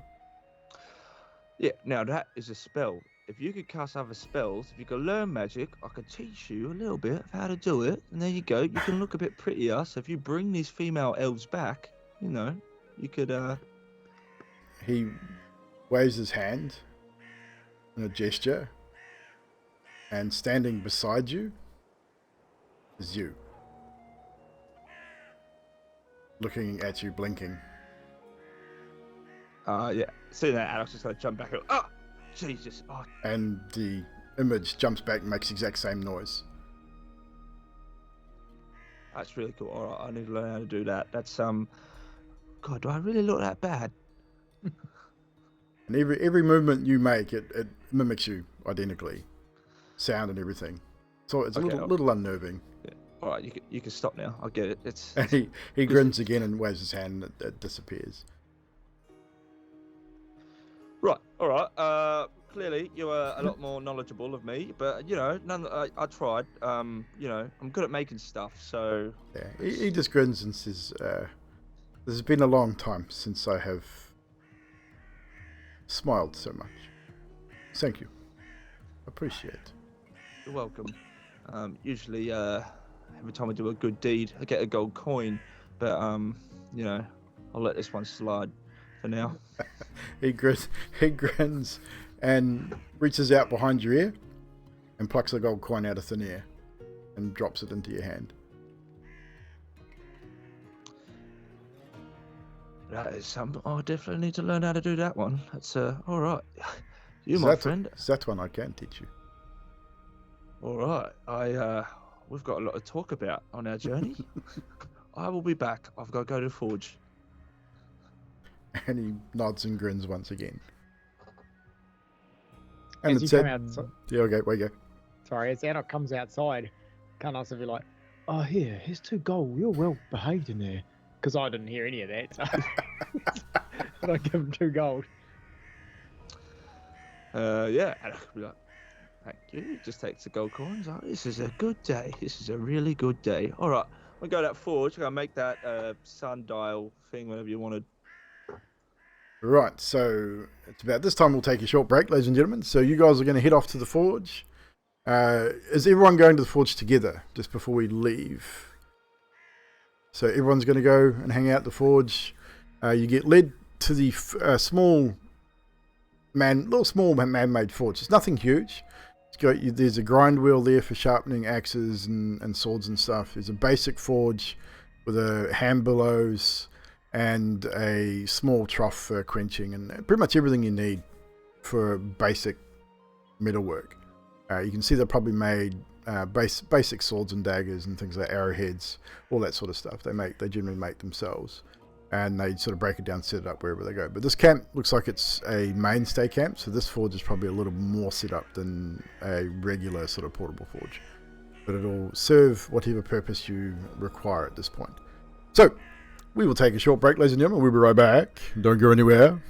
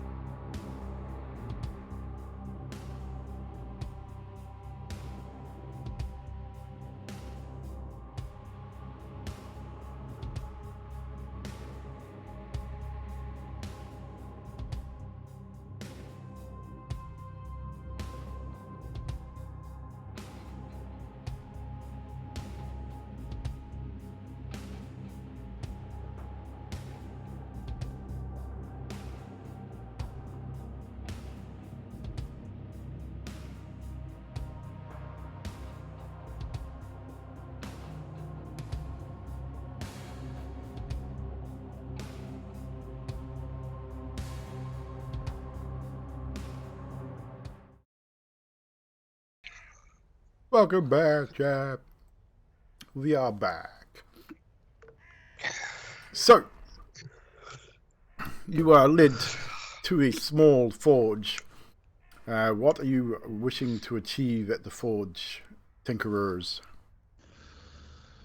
So, slight problem.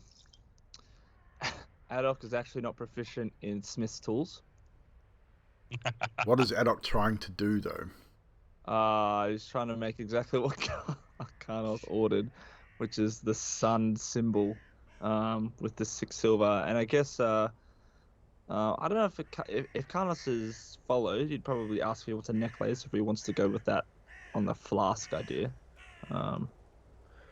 Definitely likes the flask idea after he thought of it. Okay. So what Adok would want to do is he'd cast minor illusion continuously because it's a cantrip until we get the right sort of, I guess, idea of what Karnos is after, and then using like the arrowhead molds to pour the gold into that, and then try to hammer the half crescent moon shape, and then relevant triangles using the arrowhead mold. Okay. Like a silver inlay, if that makes sense. It's probably not blacksmithing. This is probably more in line with jewelry or more in line with the tinkering. So I'll allow you to use your proficiency modifier. So Dex check with proficiency. Great. My God, I've got 14. 14. That's not bad. It's not bad. I'm seeing gnomes hammering right now. That music's just nice. So, as you... It's great music. It's called Waiting Time. I thought it was perfect. There is another one I have somewhere, and I keep forgetting to put it in for Fibble because it was off Tabletop Audio. It's a tinkering thing, which is really funny. But yeah, you take the time, and it's okay. It's not great work, but it's definitely coming out somewhat. Might take an hour or so, maybe 2, to kind of get what looks like what Karnos wants. But definitely not flash, like not super good, but it's serviceable.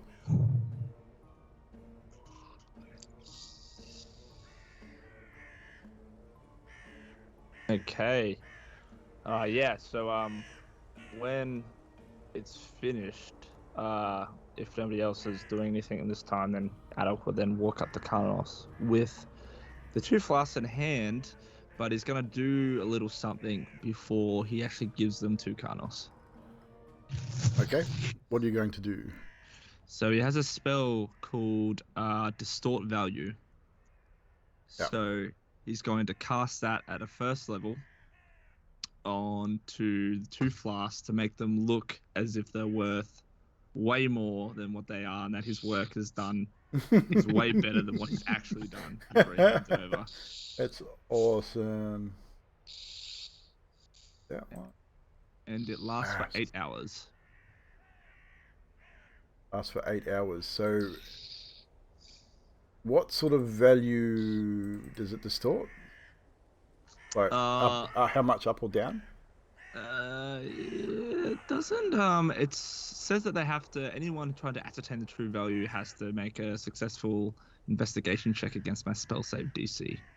Okay, so I mean, would Karnos try and do that though? That's the question. No, Karnos would just take a look and be like, even if he hadn't have done it, Karnos would have been, oh, that's perfect, man. Oh, that's awesome, because Karnos thinks everything that's created like that is cool. So Cool. but nonetheless, it looks super cool now. It does look super cool now with the spell. So, how long does that last? 8 hours. It just says that it either distorts its value by half, or it can add illusory flourishes or polish to it. So just to make it look fancy. Which would you be going for? Definitely make it look fancier than what it is, because he's not that skilled at making shit. Karnos would be more than happy with how it turned out. Yeah, and I could hand it over to you. There you go, mate. 2 of these, exactly like you ordered. See that at the moment is 60 gold worth of value. See how it shines, and it's sort of like, it almost bounces off like the sun itself is absorbing its essence into your flask. It's a shame there's not much sun here that makes a more reflection. We'll have to do it under candlelight, maybe. Yeah. But and I did a little bit extra too. A little bit of goblin magic, if you will. These are absolutely beautiful, and I appreciate. Man, this is exactly it. You've done a great job, and I'll give you another 10 gold. Oh, mate, you really? Yeah, no, I can't. Really, for me? Yeah. Oh, yeah, Okay, take- great. Take it. If it's all right, I'm going to go down and just pray to the DM to put his blessing onto these. Yeah, you do that. And so Carlos sort of shuffles away, still with the group in view, but he sits down on his knees and he sort of basically just prays to the DM in a Carlos way, just asking him to put the energy into the flasks. Right, so Fibblesib, what were you wanting to do at the forge? I was gonna basically turn that wax thingo into a pure silver. Silver? I think it was silver we're going for. Do you have any silver to melt down? Yes, I was just going to use silver. Silver coins? Yeah, silver coins, because I've got 27 silver coins. So you're wanting to make it's like a wolf's head pendant. Yeah, with kind of like the witch's wolf head, that type of a thing. And it's got the holy symbol of Ravenkind on the Etched symbol on into the the back, back. etched into the back. Yeah. And you're wanting to put some of Emilia's ashes inside it, yeah? Yeah, so I'd melt the oil. Oh, no, I'd melt the silver, then put her ashes in, and then cast it. Yeah, easily enough done. I'd say you'd probably only need, for the size that we're looking for, you probably only need maybe 5 or 6 silver coins to get the size that you need. Cool. Coins are a good size. They're pretty weighty in silver. So we'll just say 6 silver. It'll cost you to cast it down. So I will get you to make a dexterity check. Tinker check, basically. So dexterity plus your proficiency. Why is that now? Okay, wait a minute. So that's that. And I'm going to use Flash of Genius because I can. So it's 9 plus 9. 18? 18. That's a pretty good check. So, you all sit there and you watch as both Adok and Fibblestib take turns at using the forge and create their various pieces. Zadra, you're probably taking a lot more notice of what Fibblestib's doing, considering you know what he's making. And it turns out pretty good. Nice. Not big, but not small either. It's a good size wolf's head pendant. You know that you saw him put Emilia's ashes into the silver mold. You know that it's incorporated into this particular pendant. Once it's cooled, turn it over and it's got a very nice etching of the holy symbol of Ravenkind on the reverse. So I'm just watching while this is all going on. I watched Adok, how he worked the forge and all that. Then I watched Dribble, see how, and just weighing up which one's better. There's definitely some marked differences in the way they work. Fibble seems more at home with the forge over Adok. Like Adok definitely has skill, and that much is evident in what he did, but he just looked maybe a little awkward around the forge. Not clumsy, just a little awkward. Yep. Whereas Fibble he seemed like he just had a natural knack of it. He just felt comfortable working with the tools and around the heat and all that sort of stuff. It was kind of like almost like a dance with him moving between the bellows, the forge, the mold, the silver. It was all in a timely manner. So with that completed, 3 or 4 hours have passed with you doing your various things, but everything is now completed.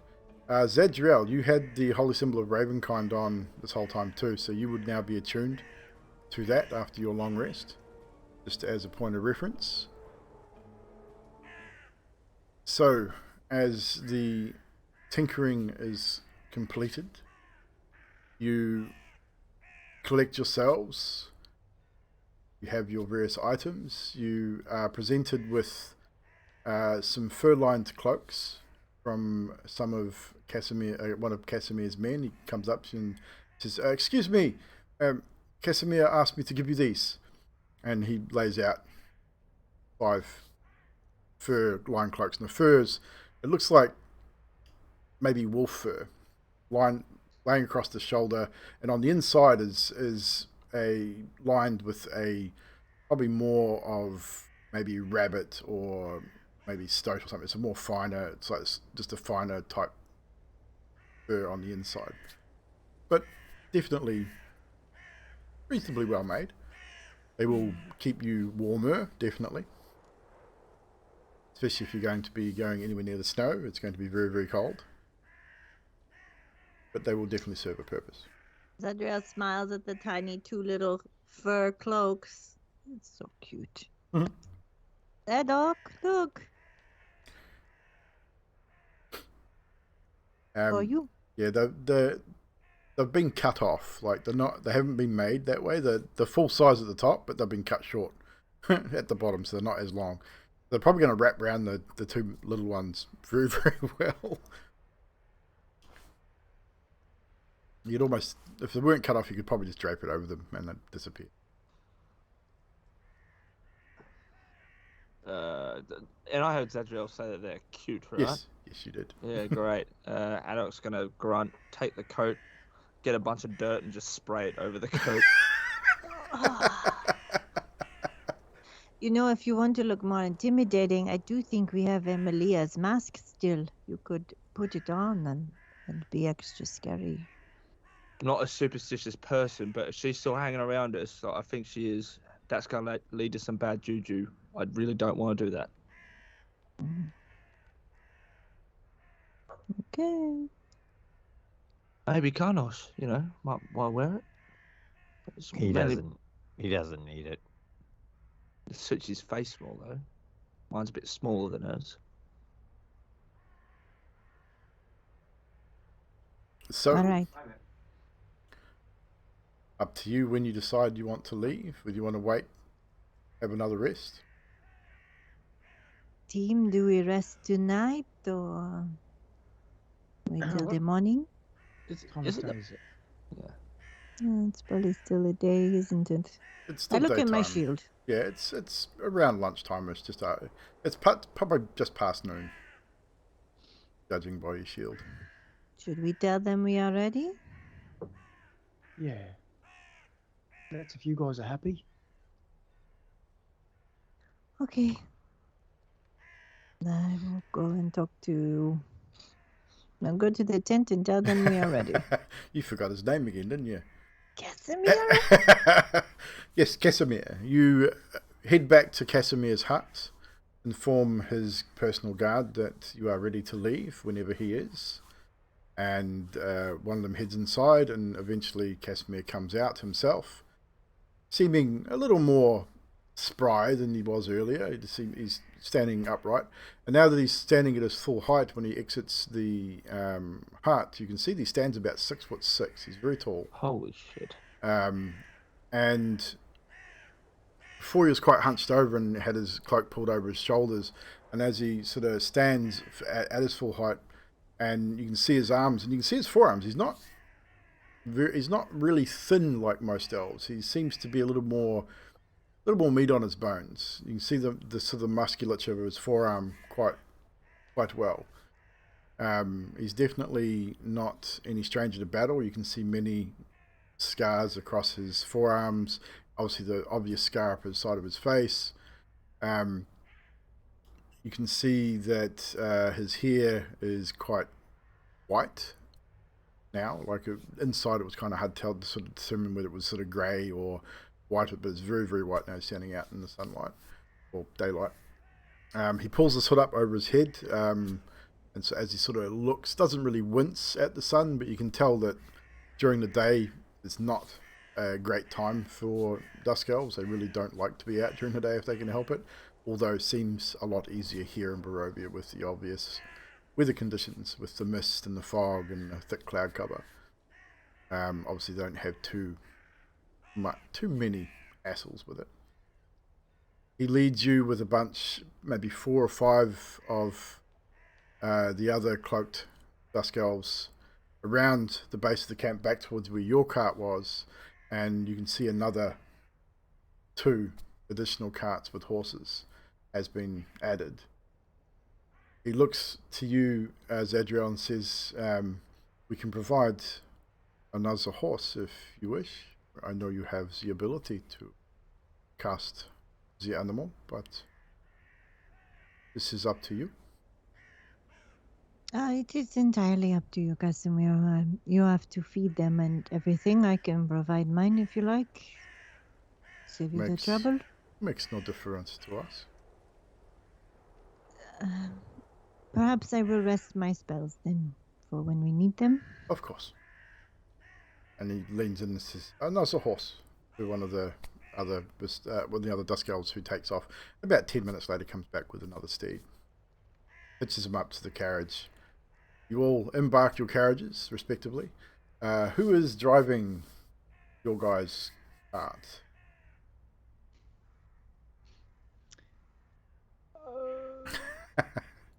Now that you have an actual horse.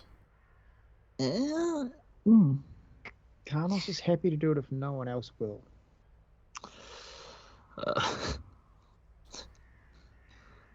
Adok, for shits and giggles, because it was fascinated by Steve. He'll be like, I think I've got this one, Carlos. I've watched you a fair bit. I think I could do it.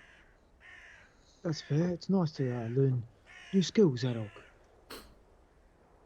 Yeah. I don't know about the wisdom about letting Adok control the horses, but maybe I can teach him. if you're there with him, that's probably a better idea, yeah. I don't need supervision. I'm a grown, goblin. What's the worst that could happen? You rest. Take it easy. Last time you were on a horse, the worst that happened was you grew talons and jumped off it into a bunch of spiders. So, yeah, there's that. So. But, I mean, we killed the spiders, so... Wasn't it a moose? Go to sleep, people. All right, I will get you in the cart, but I will sit in the back and watch everyone. Okay, so you all embark. Adok, you jump into the driver's seat. Ready yourself. Grab the reins. Horse is ready to go. Seems to be a little agitated, but I'll get Adok before we get started. Get your roll animal handling, please. Oh, God. 3. You sit there and you go, right, I got this. And you go, yeah! And the horse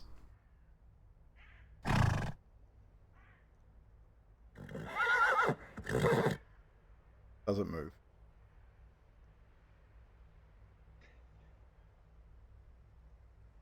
Carlos has hopped into the cart with the others. Hey, Adok, everyone else is going. You're going to follow them? I would like to cast Bless on Cardinals, Adok, and whoever else is in the front, either Skathis or whoever's closer to the front. Adok's just going to call back and go, yeah, I am. It's just, the way that these reins are set up, they're not the usual ones that, you come across. It's just, it's an interesting sort of design, and, they're a bit more, less responsive than what I'm used to. Just 1 second. I Adok. don't think the Bless is going to help you.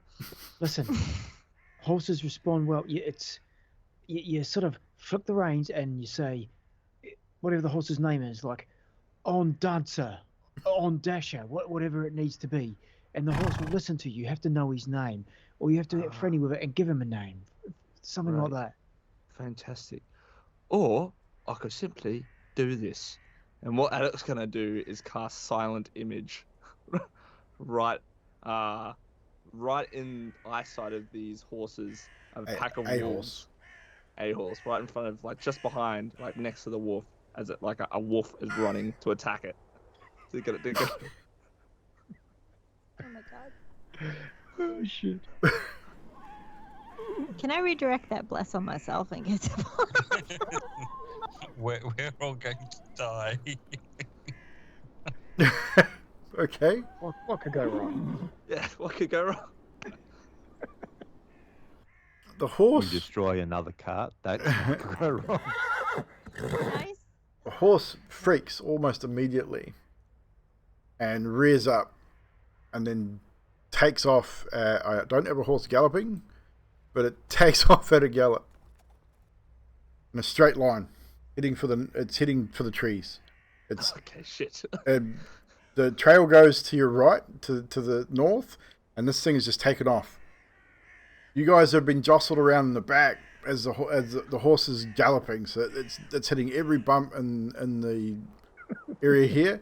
Adok, I need you to make another animal handling check, this time with disadvantage, as you try and calm the horse down, try and steer it in the right direction.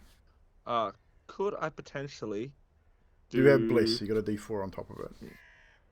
I've got an idea. Seeing that, if this fails, could Adok potentially cast Firebolt at the tree in front of the horse to make it veer around and go the opposite Potentially. way? I mean, yeah, it's potential. Okay. The DC Alright, is so- higher. Oh my god. So I got a 7? No, it's, I got a D4, don't worry. The D4 won't even matter. You're not even going to meet the DC. So you are unable to control the horse. The horse is just galloping straight ahead, and it's almost full gallop now. So you guys in the back are being thrown around against each other. It's almost chaos going on here at the moment. Adok, you're trying to get this horse going. I'll give you one chance to try something else before we give everyone else an opportunity to do something. Yeah, you gotta... I don't know if anyone's looking at the front, but you gotta see Adok. He's gonna panic, grab his flute, and he's gonna blow a tune in it and cast Firebolt at the trees that the horse is heading towards. You've got a luck as well. Just been given a luck and chat, Adok. You let off your firebolt. It strikes the tree. I've got to make a roll.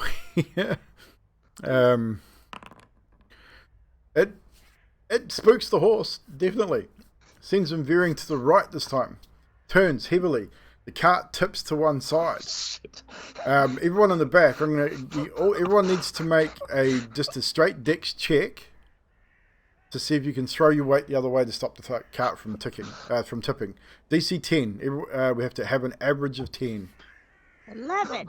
11, 16, 8 from Karnos. Fibblested with a 10. That'll do it. That meets the average. So you all think, oh crap, and you throw your weight to the opposite side, tipping the cart back onto its wheels. Adok, this horse is still going, and it's not looking like it's going to stop anytime soon. It's not gone back the way you need to come, but it's definitely veered to the right, getting into another bunch of thick trees. Okay. So at this point, we'll just hold you there. Now that you guys have sort of righted the the cart, I will give, we'll say Zadriel, Karnos, and who else did you give Bless to? It was whoever was up front. Up front? So it's up to you to Fibble and Skatus. Yeah, so who where would be Skates further and up. Fibble, who would be nearer the front, you reckon? Probably Fibble.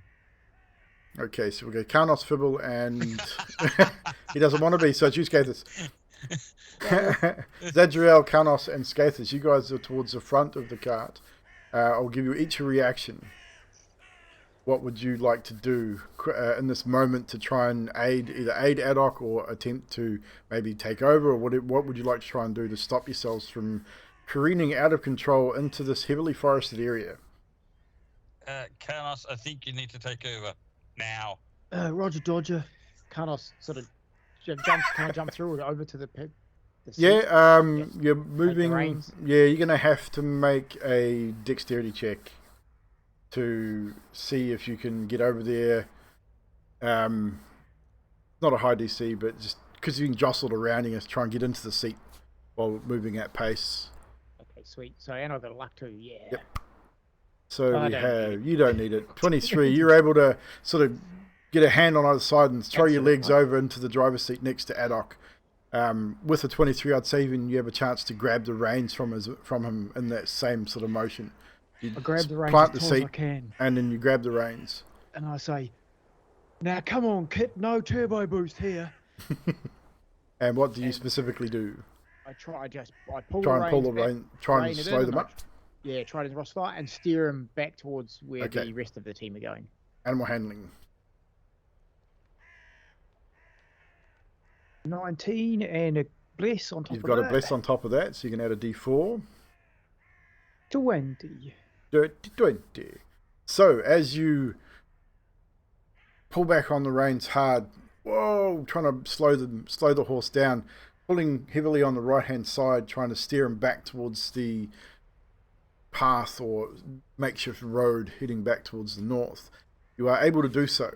You slow the horse down at first from the full gallop down to a quick trot, eventually slowing down back down to that slowish amber. Once you sort of catch up with the rest of the Vistani, the Dusk Elves, as they sort of, some of them are looking back in sort of confusion as to what was happening, and as you pull up, one of the Dusk Elves sort of looks over at you and, everything all right? Yeah, just a goblin in the machinery, as they say. He gives you a bit of a grin and sort of just turns back and carries on. So you now have a three-wagon party heading towards the north, back towards the township of Vallaki and the old Slavich Road, which you'll then head west, travelling the road you need to travel in order to get you your destination. You are not travelling at any great amount of pace. It's sort of not quite a walk, maybe a little faster than a walk for the horses. So it will cut down your travel time, obviously, if you were walking, but it's not a huge pace. Is there anything you guys wish to discuss now that you're in the wagon? You're by yourselves. I mean, you're sort of trailing behind the other two. I'm calling a vote not to let Adok steer again. Second. Yeah, third. Don't know. He's got to learn sometime, no? No, never, ever, no. Yeah, no, he can learn when he's learned. Yeah, I'll teach him to drive one day. Well, I'll have to say that, at first the horse didn't move, and then I got it to move at a great knot of speed. So that acceleration, check. Steering, not so good. Working on it, though. By the way, horses don't like fire at all, Yeah, ever. I know, that's why I used it to, steer it. I'm not strong enough to pull the reins. I can't do that. So, how did you get the horse to move in the first place? I just, made an image of a wolf running up to the horse like it was going to attack it. And you thought that was a good idea. Well, I got it going, didn't it? You didn't like it when Emilia did that to you. So, don't do it to the horse, maybe. Duly noted. Maybe I will think of some other creature that the horse. But didn't you see, is exactly what I said. I grabbed the reins and I gave it a name and I told it what to do. And it worked. What name did you give it? Turbo? No, I called it Kit. Kit. Yeah, because it stands for Knights Intending to Trot. Fuck. You say cat or you say net? Zadriel takes a drink K-I-T-T. from her canteen.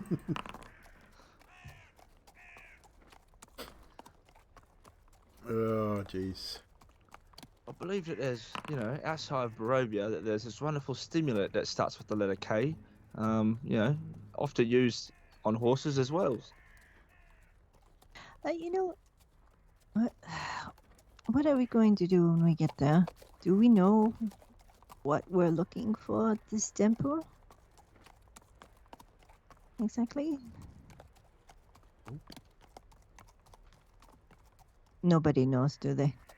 Just No. Kasimir. Temple. So we could be pawns to this person and we do not know. Yep. I mean, to be honest, it could be Strahd again. Should I zone of truth him, maybe? I don't have it, but I mean, I could. I mean, I could just cast detect magic. I think we just should be prepared.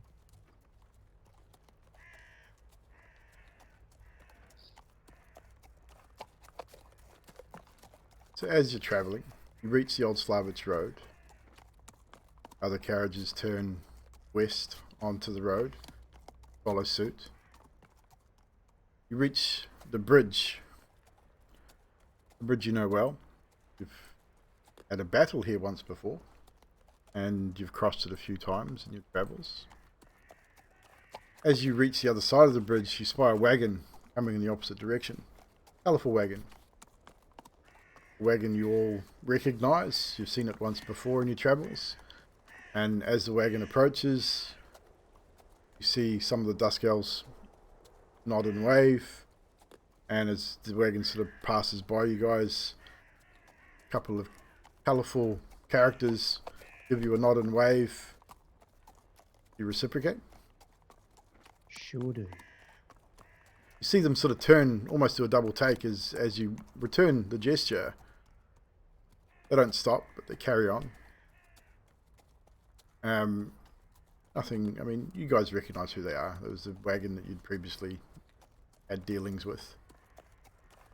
They were almost, you can almost be certain that the look of confusion was you're travelling with other Vistani. But they didn't stop. You carry on for another hour or so. Nothing really happens. Then the two wagons in the front slow and start to stop. Do you follow suit? Yeah, because they're in front, so if I don't, we'll run up their arse. Well, you could scoot out around them if you wanted to, but if you decide to pull up and stop with them, No, we stop. one of the Dusk Elves from the front carton gets off and says, if you wish, we could pick up the pace, or we can carry on like this. At this pace, we shall make maybe the turn off by sundown. We can rest there, camp. Should be safe with us for the evening. What do you think, team? We rest with them where it's safe at the turn off? Sounds good to me. Don't see any reason to change their plans, really. Very well.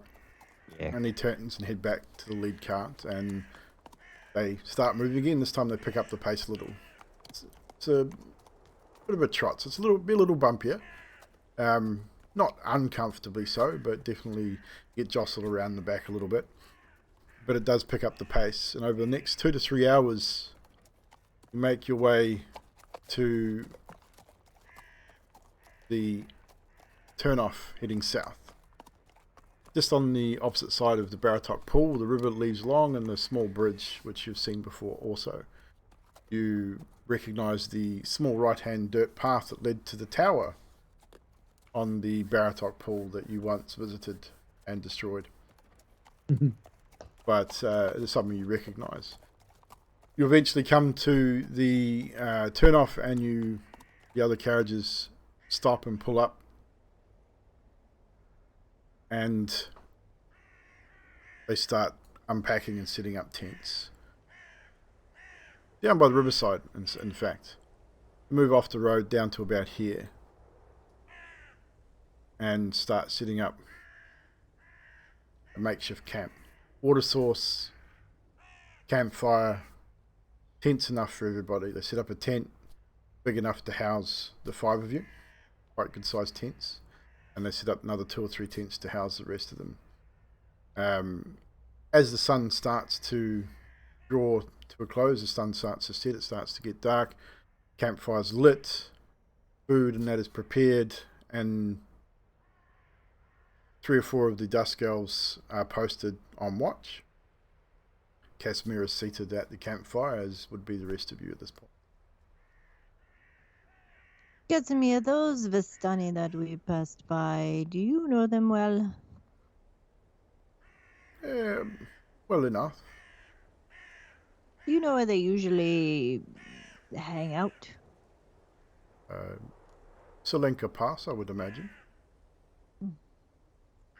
It's Or good to maybe know. maybe the Seer Pool as well. We have several camps spotted around Barovia. We are They gypsies just after all. We do move. interesting.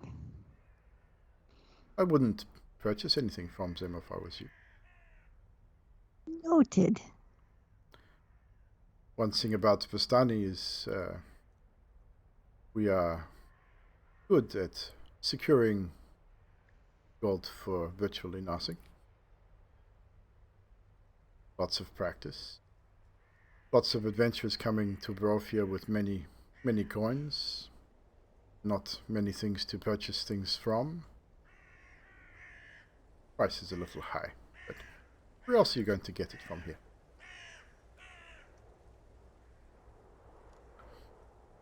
But be wary of what you buy also. Not everything you buy will be, how you say, legitimate.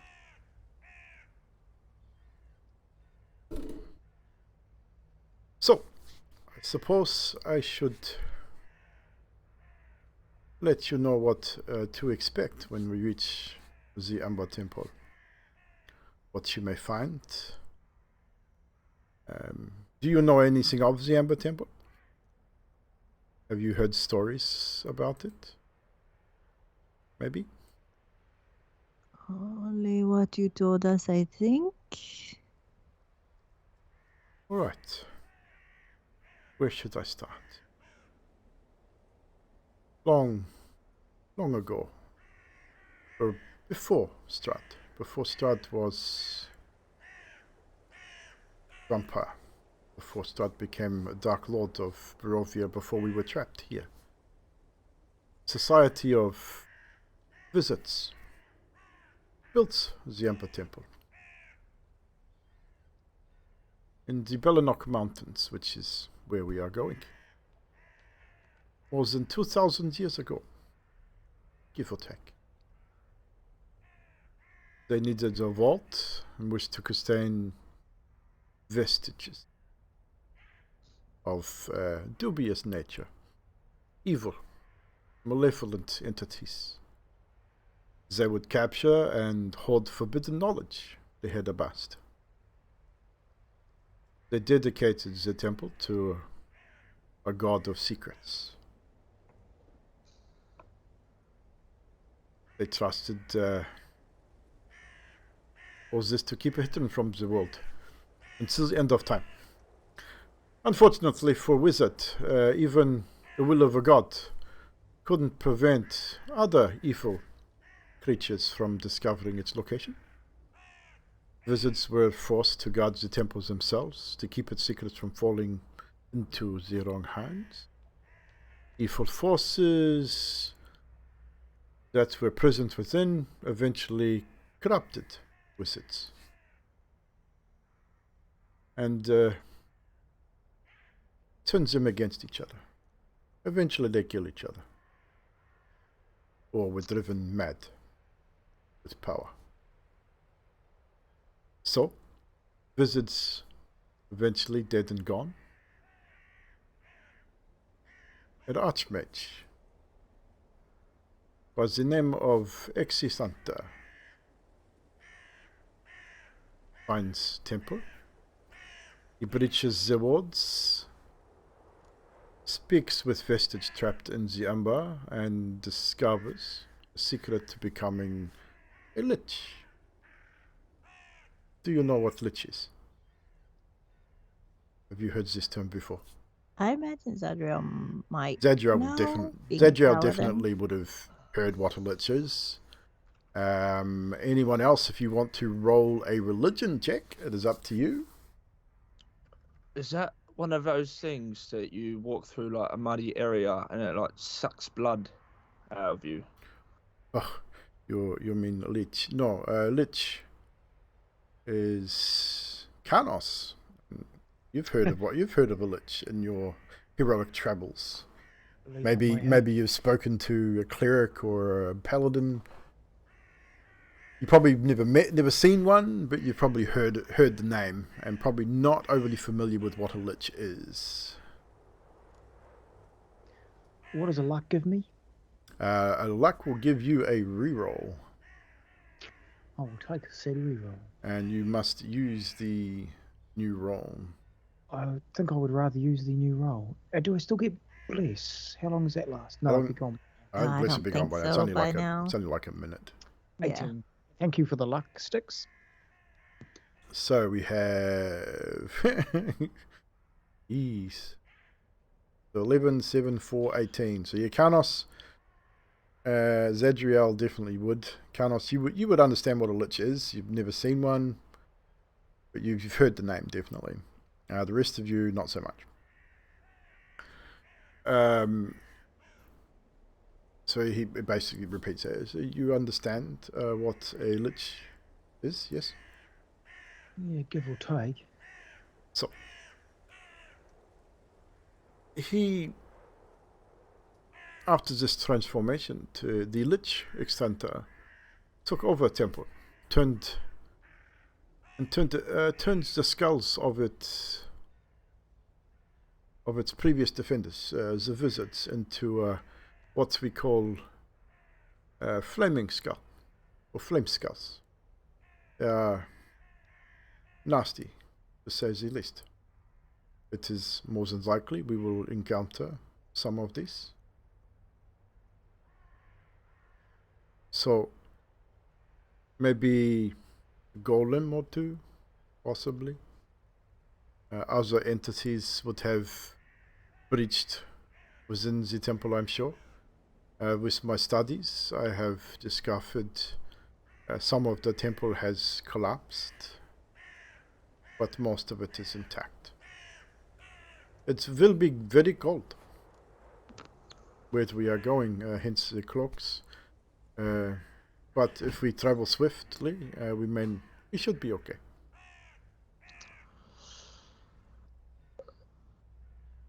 But as to what I intend or wish to find within the temple walls is secret to destroying Strahd, of course. Secret to bringing my beloved sister back from where she is, returning her to her former self, and then, how you say, burn it all down. And you can see with that he has absolute intent on destroying Strahd with just that one statement. You can see the passion with what he's saying. He wants to end whatever this is and return Barovia to what it once was. You can tell by his age, and the things that he's spoken of. It's like he's speaking not just from stories, but from knowledge, from his own personal knowledge. So he's been around for a long, long time, and probably long before Strahd even came to Barovia.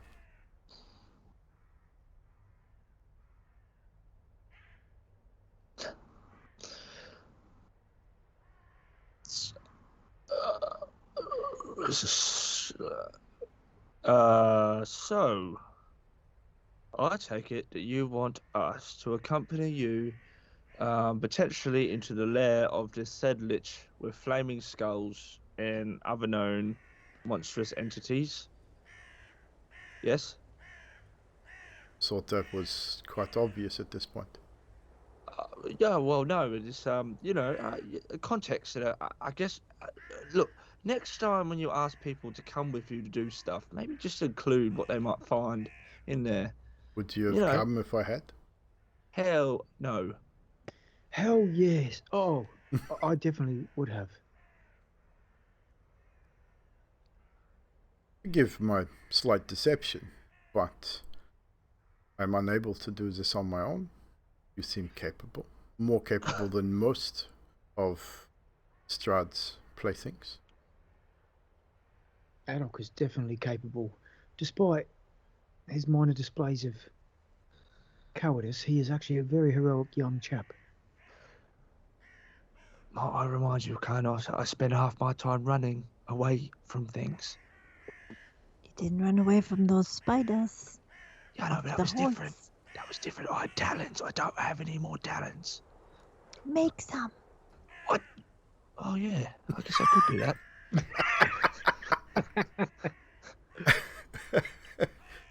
Zadriel passes him a gold coin.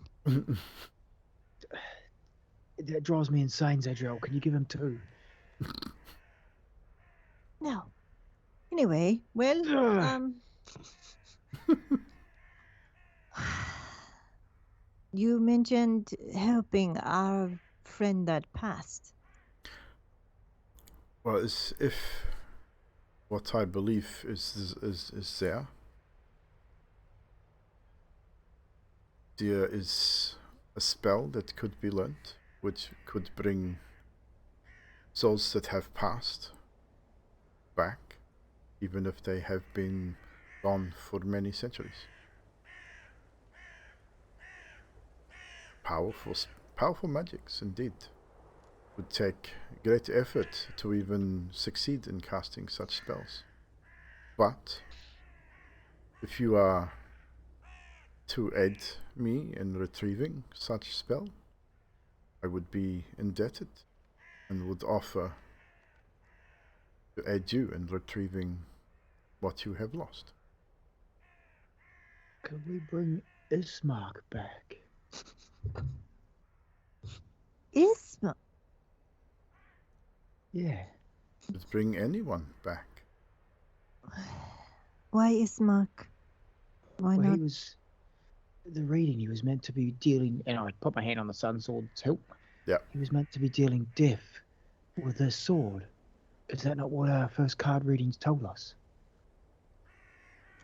Zadriel looks at her cards because she feels there was kind of like temple-like connotations. Maybe she's looking for something that might describe the temple to see if this really is where we're supposed to be going. The Esmeralda reading. The second reading. As I feel like I can't find my notes. Let's double check my second reading. Feel Card like reading 2. So, got the holy symbol of Ravenkind. That was Argenvoss. Sun sword. You know, Ismark. There was no mention of the temple in the second reading. You know, Ismark looked a lot like you, Garnos. Maybe you are supposed to get it. You think Ismark looked a lot like me? Well, it said the lesser. I mean, you're clearly lesser than. I mean, it does look like you. A lot. Zadriel, reading over what you had taken note of with the card reading that Esmeralda had given you. The ally that was spoken about within this card was the greatest ally will be a wizard. His mind is broken, but his spells are strong.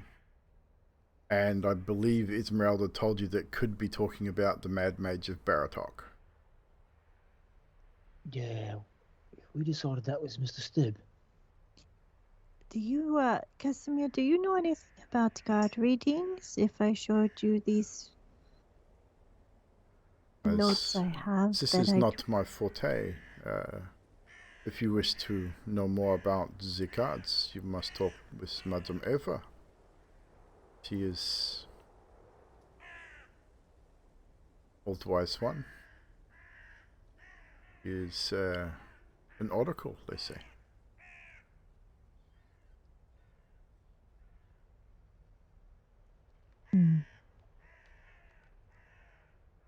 Does anyone else have any questions for Kasimir, possibly? I whisper so that I'm not being rude.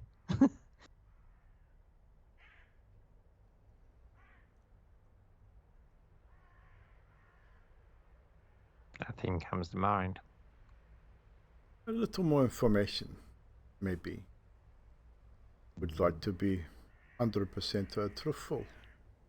maybe a bit more history on Strahd may help you in ending him when the time is right comes. When Strahd came to the temple, seeking immortality, Extenter sensed he was a man of destiny, but the powers that was in the temple, dark powers that made this place, and he sort of just holds his hands up, meaning Barovia in general, felt something stronger, darker, a darkness that eclipsed even their own. Strahd communed with these evil vestiges and forged a pact. When Strahd later murdered his brother, Sergei, his pact was sealed with blood. Strahd transformed into a vampire, and the dark powers turned his land into his prison. Strahd has returned to the Amber Temple several times to learn new magic and find a means of escaping this fate. But the dark powers here have no intention of letting him leave. They want to give him up. His recent years have been difficult for Exeter. His body and mind have been falling apart. So, as you say, young Adar, this lich may not be as powerful as he once was. But he has grown weak and forgetful. He no longer remembers his name, or even maybe his spells. Could he maybe be, helpful, like a kind lich? Finds this doubtful, but if he has forgotten who he is, and forgotten his spells, I am definitely not one to remind him. Maybe leave and let live would be a fair thing to do in this situation. I mean, I'm pretty good at sneaking, so I can do that. All he knows, I am told, is that the dark powers that created Strahd's domain were born in the temple, and that these entities feed on the evil that Strahd represents. It sustains them, feeds them, makes them strong. So, in saying that, if once we reach Amber Temple, you may feel dread within. This is not unusual. I feel it even standing out front of the temple. It exudes darkness. So steel your minds against it before we go. I sense great fear in you, little one. But we also see the strength that you hold within, deep inside. I think you all have what it takes to free Barovia of this foul entity. Maybe the first in generations to do so. Which is why I even offer to help. Many have come, all have failed. No one has retrieved the Sword of Light or the symbol you wear around your neck, Satriel. None have retrieved those items and lived to tell the tale. You are blessed, all of you, to even still be here. So, I ask for your aid. I will aid you. Maybe together we bring Strahd to his knees.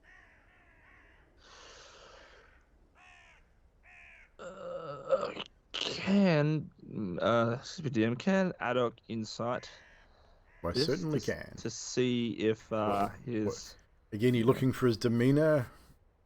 demeanor on bringing Strahd to his knees. Definitely. With the 15. Things on the level.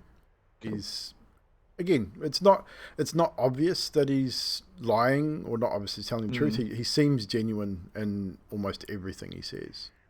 again, it seems more memory and his own knowledge than story.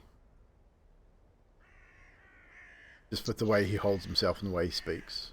And the way he looks at it, like when he is trying to get a point across, he looks directly at one of you, and makes eye contact, and kind of emphasizes particular parts to show that he has intent, if you will.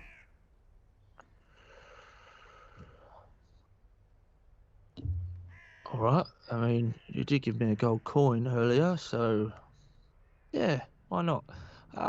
One thing though, just so we are all aware of each other's capabilities, I for one, I feel like maybe it's a good time to maybe suggest what we're capable of doing, so that we know who to protect, what we could do, all that kind of stuff, if we're getting a bit of a pickle. I agree. So, with that being said, I will even offer to go first. And he stands and bows. And he just simply doesn't say anything. He stands up. He waves a hand and looks at you, Adok. I need you to make a wisdom saving throw, please. Had to be wisdom, didn't it? Are you sitting next to Zadriel? You're all sitting in a circle. So you get +5. Oh, 16 then, thank God. Still doesn't matter. Oh, It's still a damn. failure. Just, but it's still a failure. He, in your mind, he says, young Adok, stand. Walk around the fire twice. Jump on one foot. Pluck like a chicken. Alec will get up and he'll start walking around the fire. And he's like, guys, I can't move my legs. They're kind of like walking on their own. And all of a sudden he starts hopping and he's going to go,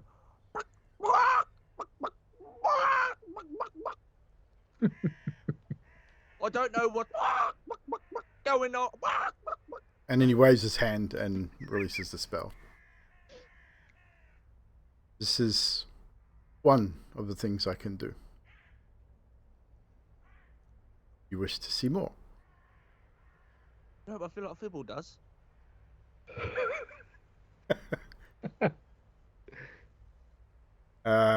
He does not do anything adverse to Fibble. However, about 20 feet from the camp, up towards the road, you see him move his hands and he mutters some words, and you can see ice starting to form in a ball in between his hands as he's rotating his hands around.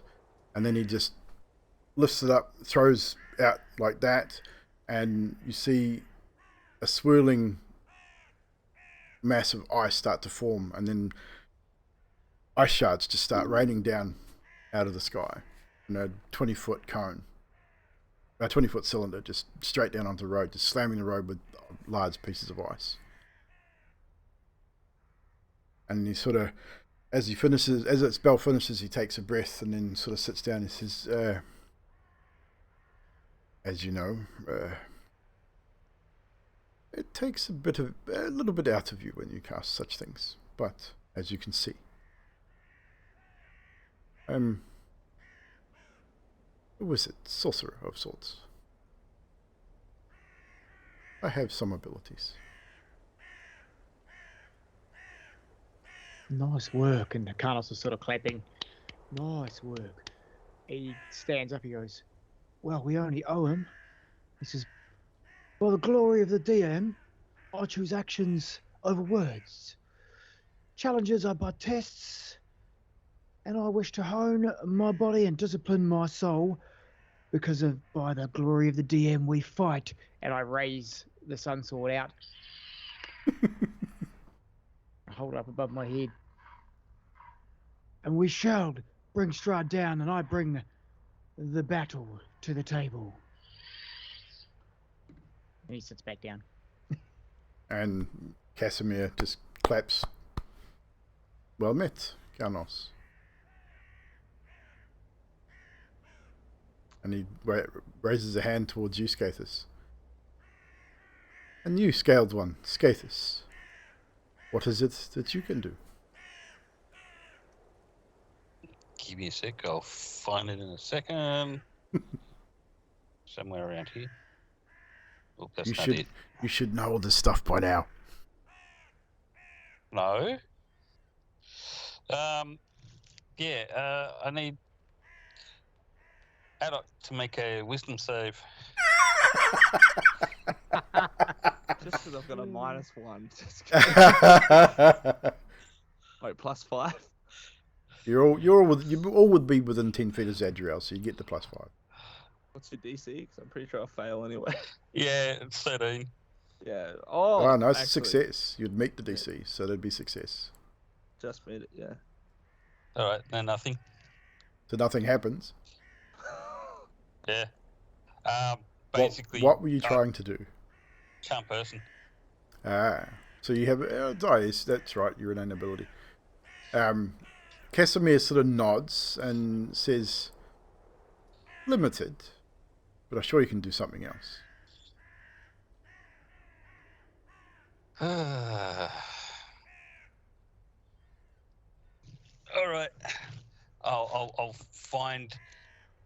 I'll step away. What 20 feet, and do thunder wave. Okay.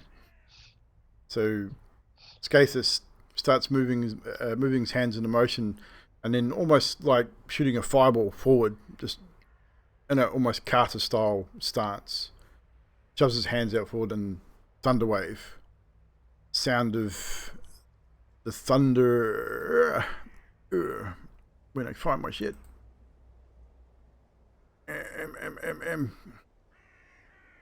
Hooah.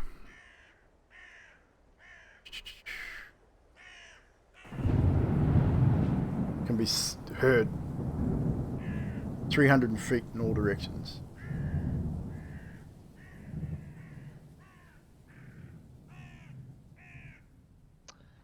Impressive. Doc? Oh no, he's actually a monk. If that was obvious. I mean, I could do that as well. Kind of get it. I was hoping for something else, but he seems shy. Well, I mean, I could do this, and then Adok is gonna touch himself. He's gonna pluck an eyelash. I'm gonna touch myself. Yeah. And he's gonna blink, turn invisible. And then I would like to walk around to Kashmir. I don't think of his name. Kasimir. And I'd like to yes. try and pickpocket him, if I can. Just give me 1 second. I've got to check something.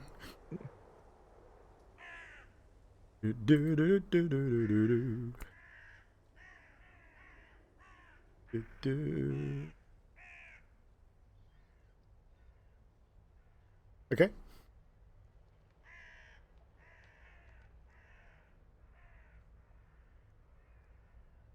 Got a 22.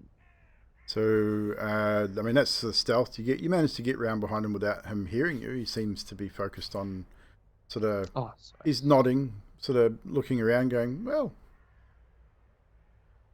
an interesting trick. And we will need a sleight of hand if you're wanting to try and pickpocket him. Yeah, I will. My bad. Yeah. Oh, it's better. 26. 26. The moment you reach forward, you reach into his pocket. You're able to get into his pocket easily enough. You find seems to be coins, maybe. You grab a handful. Get your hand out of his pocket. Take half a step backwards, and you feel the cold steel of a blade at the back of your neck as one of his personal guard has drawn his sword and has placed it on the skin of the nape of your neck and just says, "Well done, young one, but I suggest you return it." Adam would instantly drop the invisibility.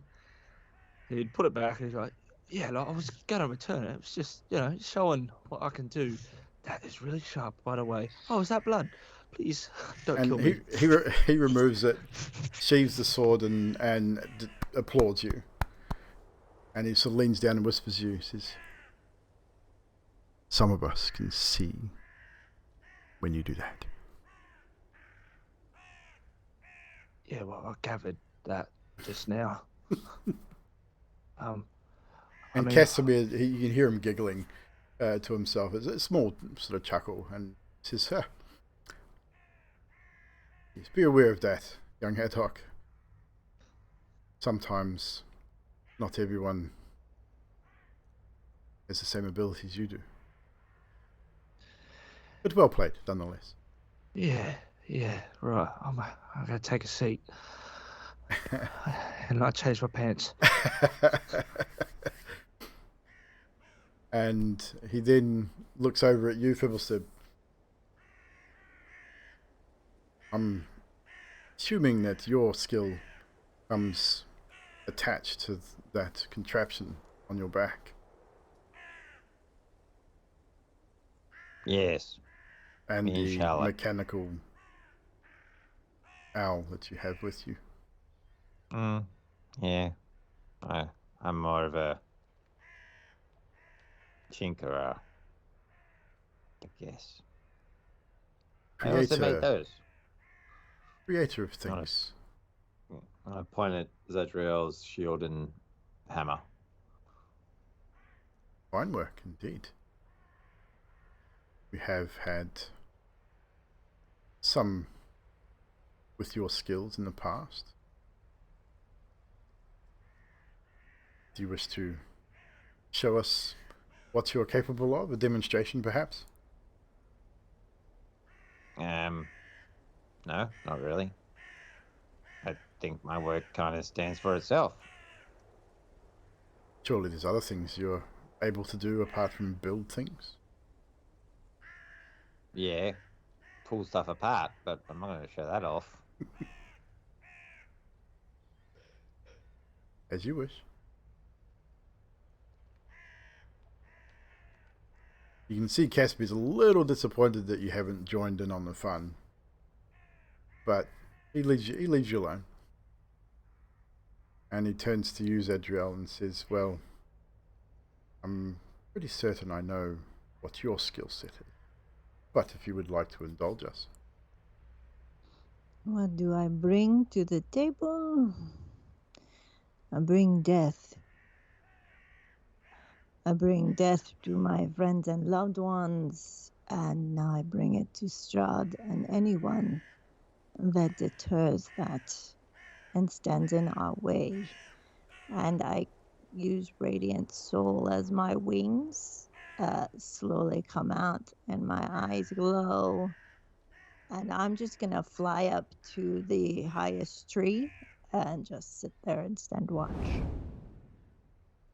As Zadriel's wings emerge, they ignite in that holy radiant fire. Once again, her eyes glow the radiant red and orange as she takes flight up into the trees and just sits there and watches. And Kasimir's gaze never left your own through that, his eyes locked with yours. And for a moment, you could feel the connection. There was that, the moment you said that you bring death to your friends and loved ones, there was a connection there between the two of you.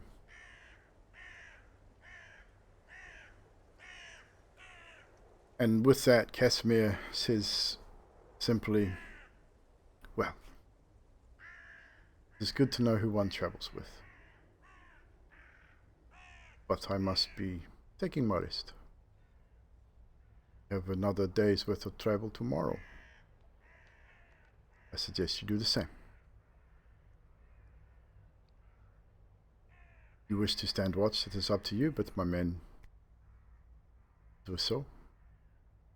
To sleep tonight. Choice is yours. But if you excuse me, I shall retire for thee.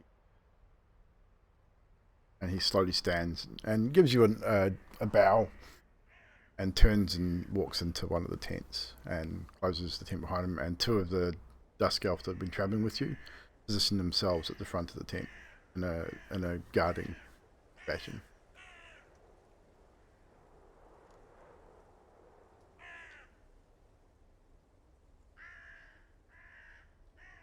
Zadriel's up in the tree. Already kind of like taken her own watch, so Yep. you guys know if we're doing that. She's already there.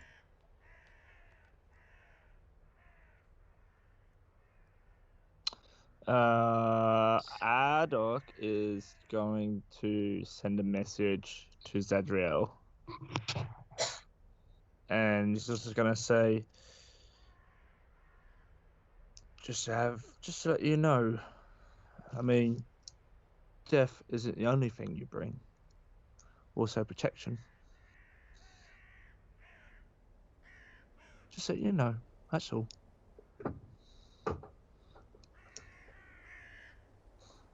Zadriel just smiles and from her tree. Doesn't say anything. Well, and are the rest of you heading to sleep or what? I know Skathis definitely is. Yeah, Carlos would start taking off his armor and stuff to prep for sleep, and he'd just say to Mr. Stubb, Mr. Stubb, I'm ready for bed. Do you want to do that alarm thing on my sword? Yeah. Can Arm you thing can on you sword. actually cast it on a sword? I can cast it on anything I touch. Because I'm pretty sure it says something specifically on the lines of a doorway or a window. Yeah, or an item. Does it say an In a item? room. I've actually Yeah. read the spell, so Yeah, it I can mean be I'd cast on an probably item. let it happen anyway. I was just interested to actually see what the spell said. Yeah.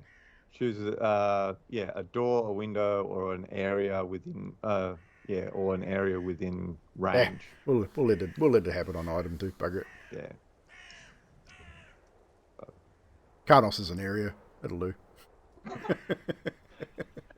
he's a lesser area. According to Zadriel, yeah. He's a Someone's better. I am. He doesn't see it.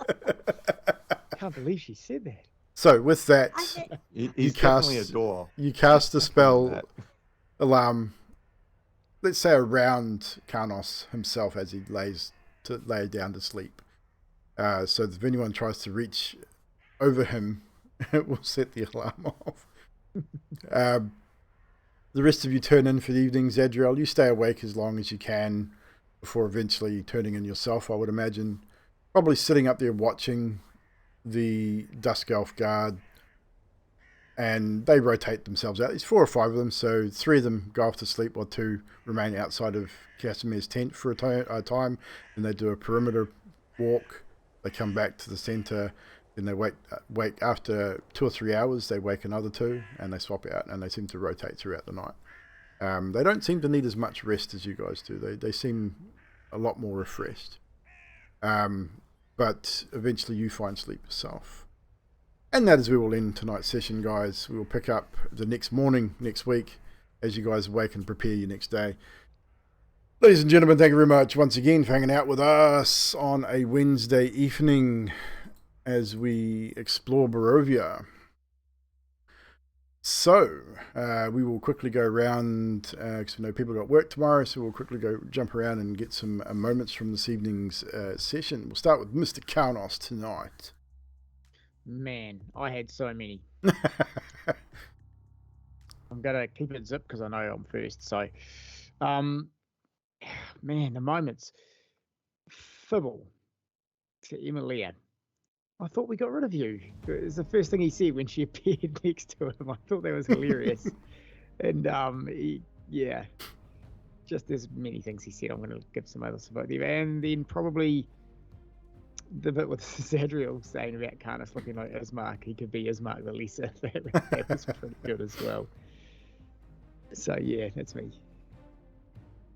Skathis. Adok and his thievery and, just trying to get gold wherever he can.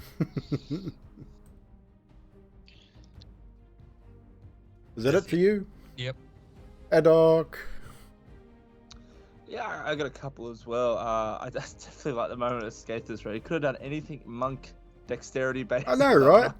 Just thunder wave. I want to charm freaking Adok. It's like, Yeah, that was like, and it didn't work. So I was like, nothing happened.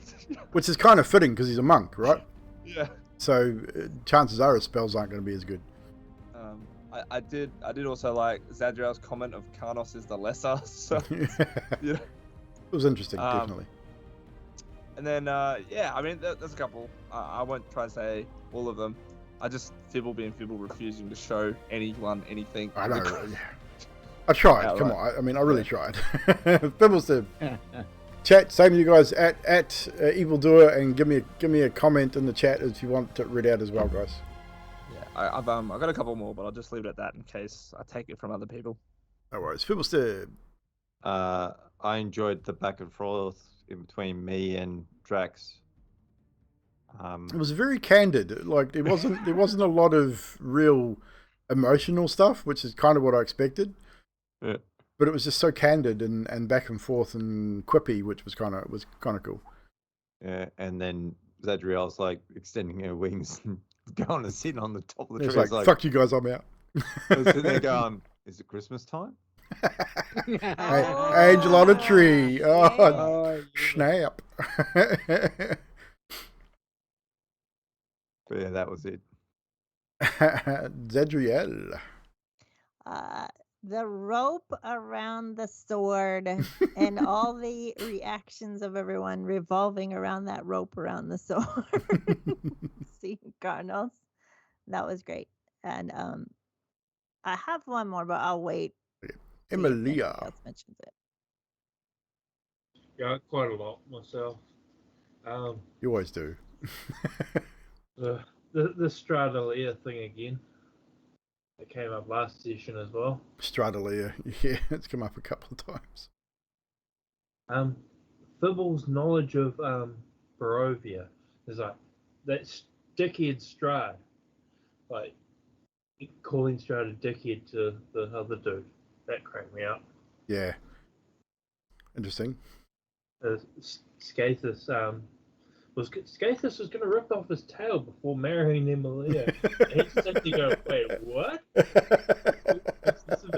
Yes, that was a moment indeed. They had heaps, so. Yeah, cool. We got one in the chat here. The dick measuring contest disguised as a test of abilities. We have Zadriel saying nope when Karnos asked her to give 2 coins. And Magic Zadriel, I'd bring death, showing more of her accent change. Yes, so I noticed that the French is not quite so present when she's talking in that particular fashion, which is not bad because it kind of gives that change of character a little bit too, which I think is kind of cool. Was that intentional? Evil. It's recent change. Recent change, sorry. The accent is getting more Barovian though, I think. Yeah, was that intentional or just something that's happened? That's what I want to know. Yes. Yes. Yeah. Maybe. I like the before we forgive it the horse with Adok. Oh, the horse horrible incident, rolls. yes. Terrible rolls on the animal handling.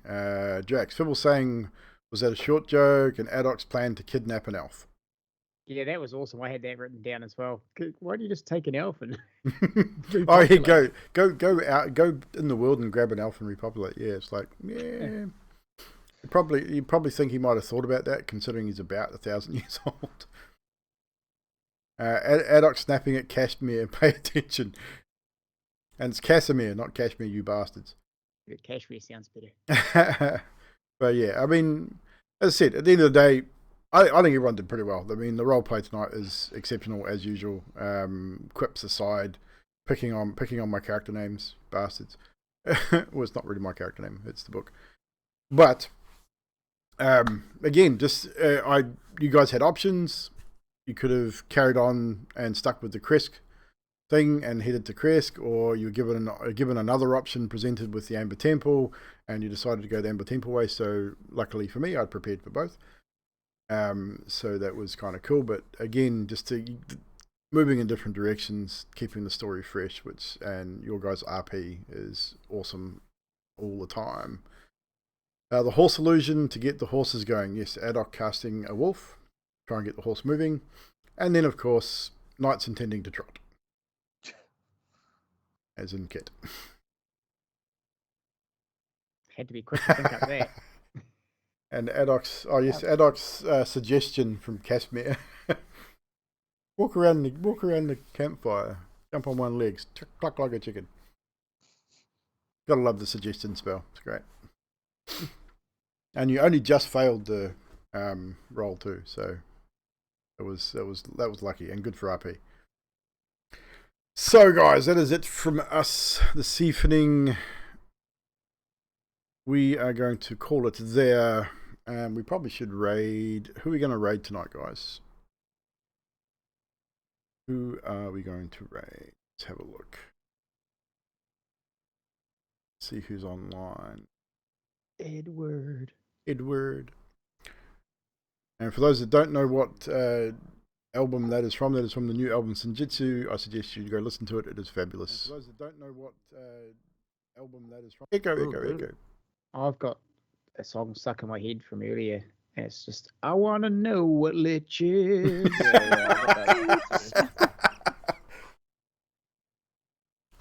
Oh, yes, I think that was probably the best one. I think that was the best one, Drax. Yeah, Adok saying, I don't have claws. Zadra replying, make some. And he goes, oh, yeah. I'm an artificer. I could probably do that. So, who are we going to raid? We've got Aussie Defro. We've got Amp. We've got Lost Archives.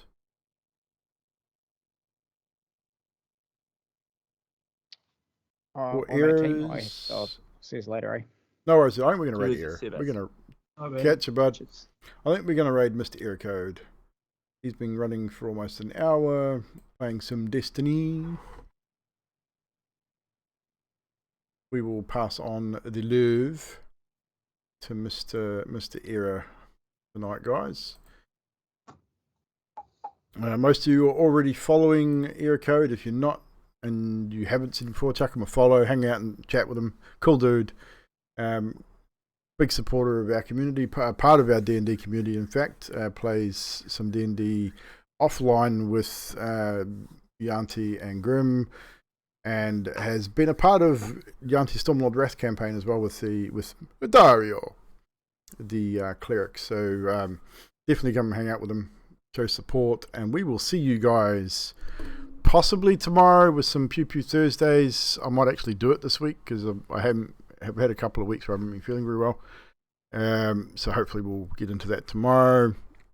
And then Friday, Stormlord's Wrath with Miss Yanti as the DM over there. And then Sunday night, some more Dusk Hollow mini adventure. Come and hang out with us. We'll see you there. Bye for now.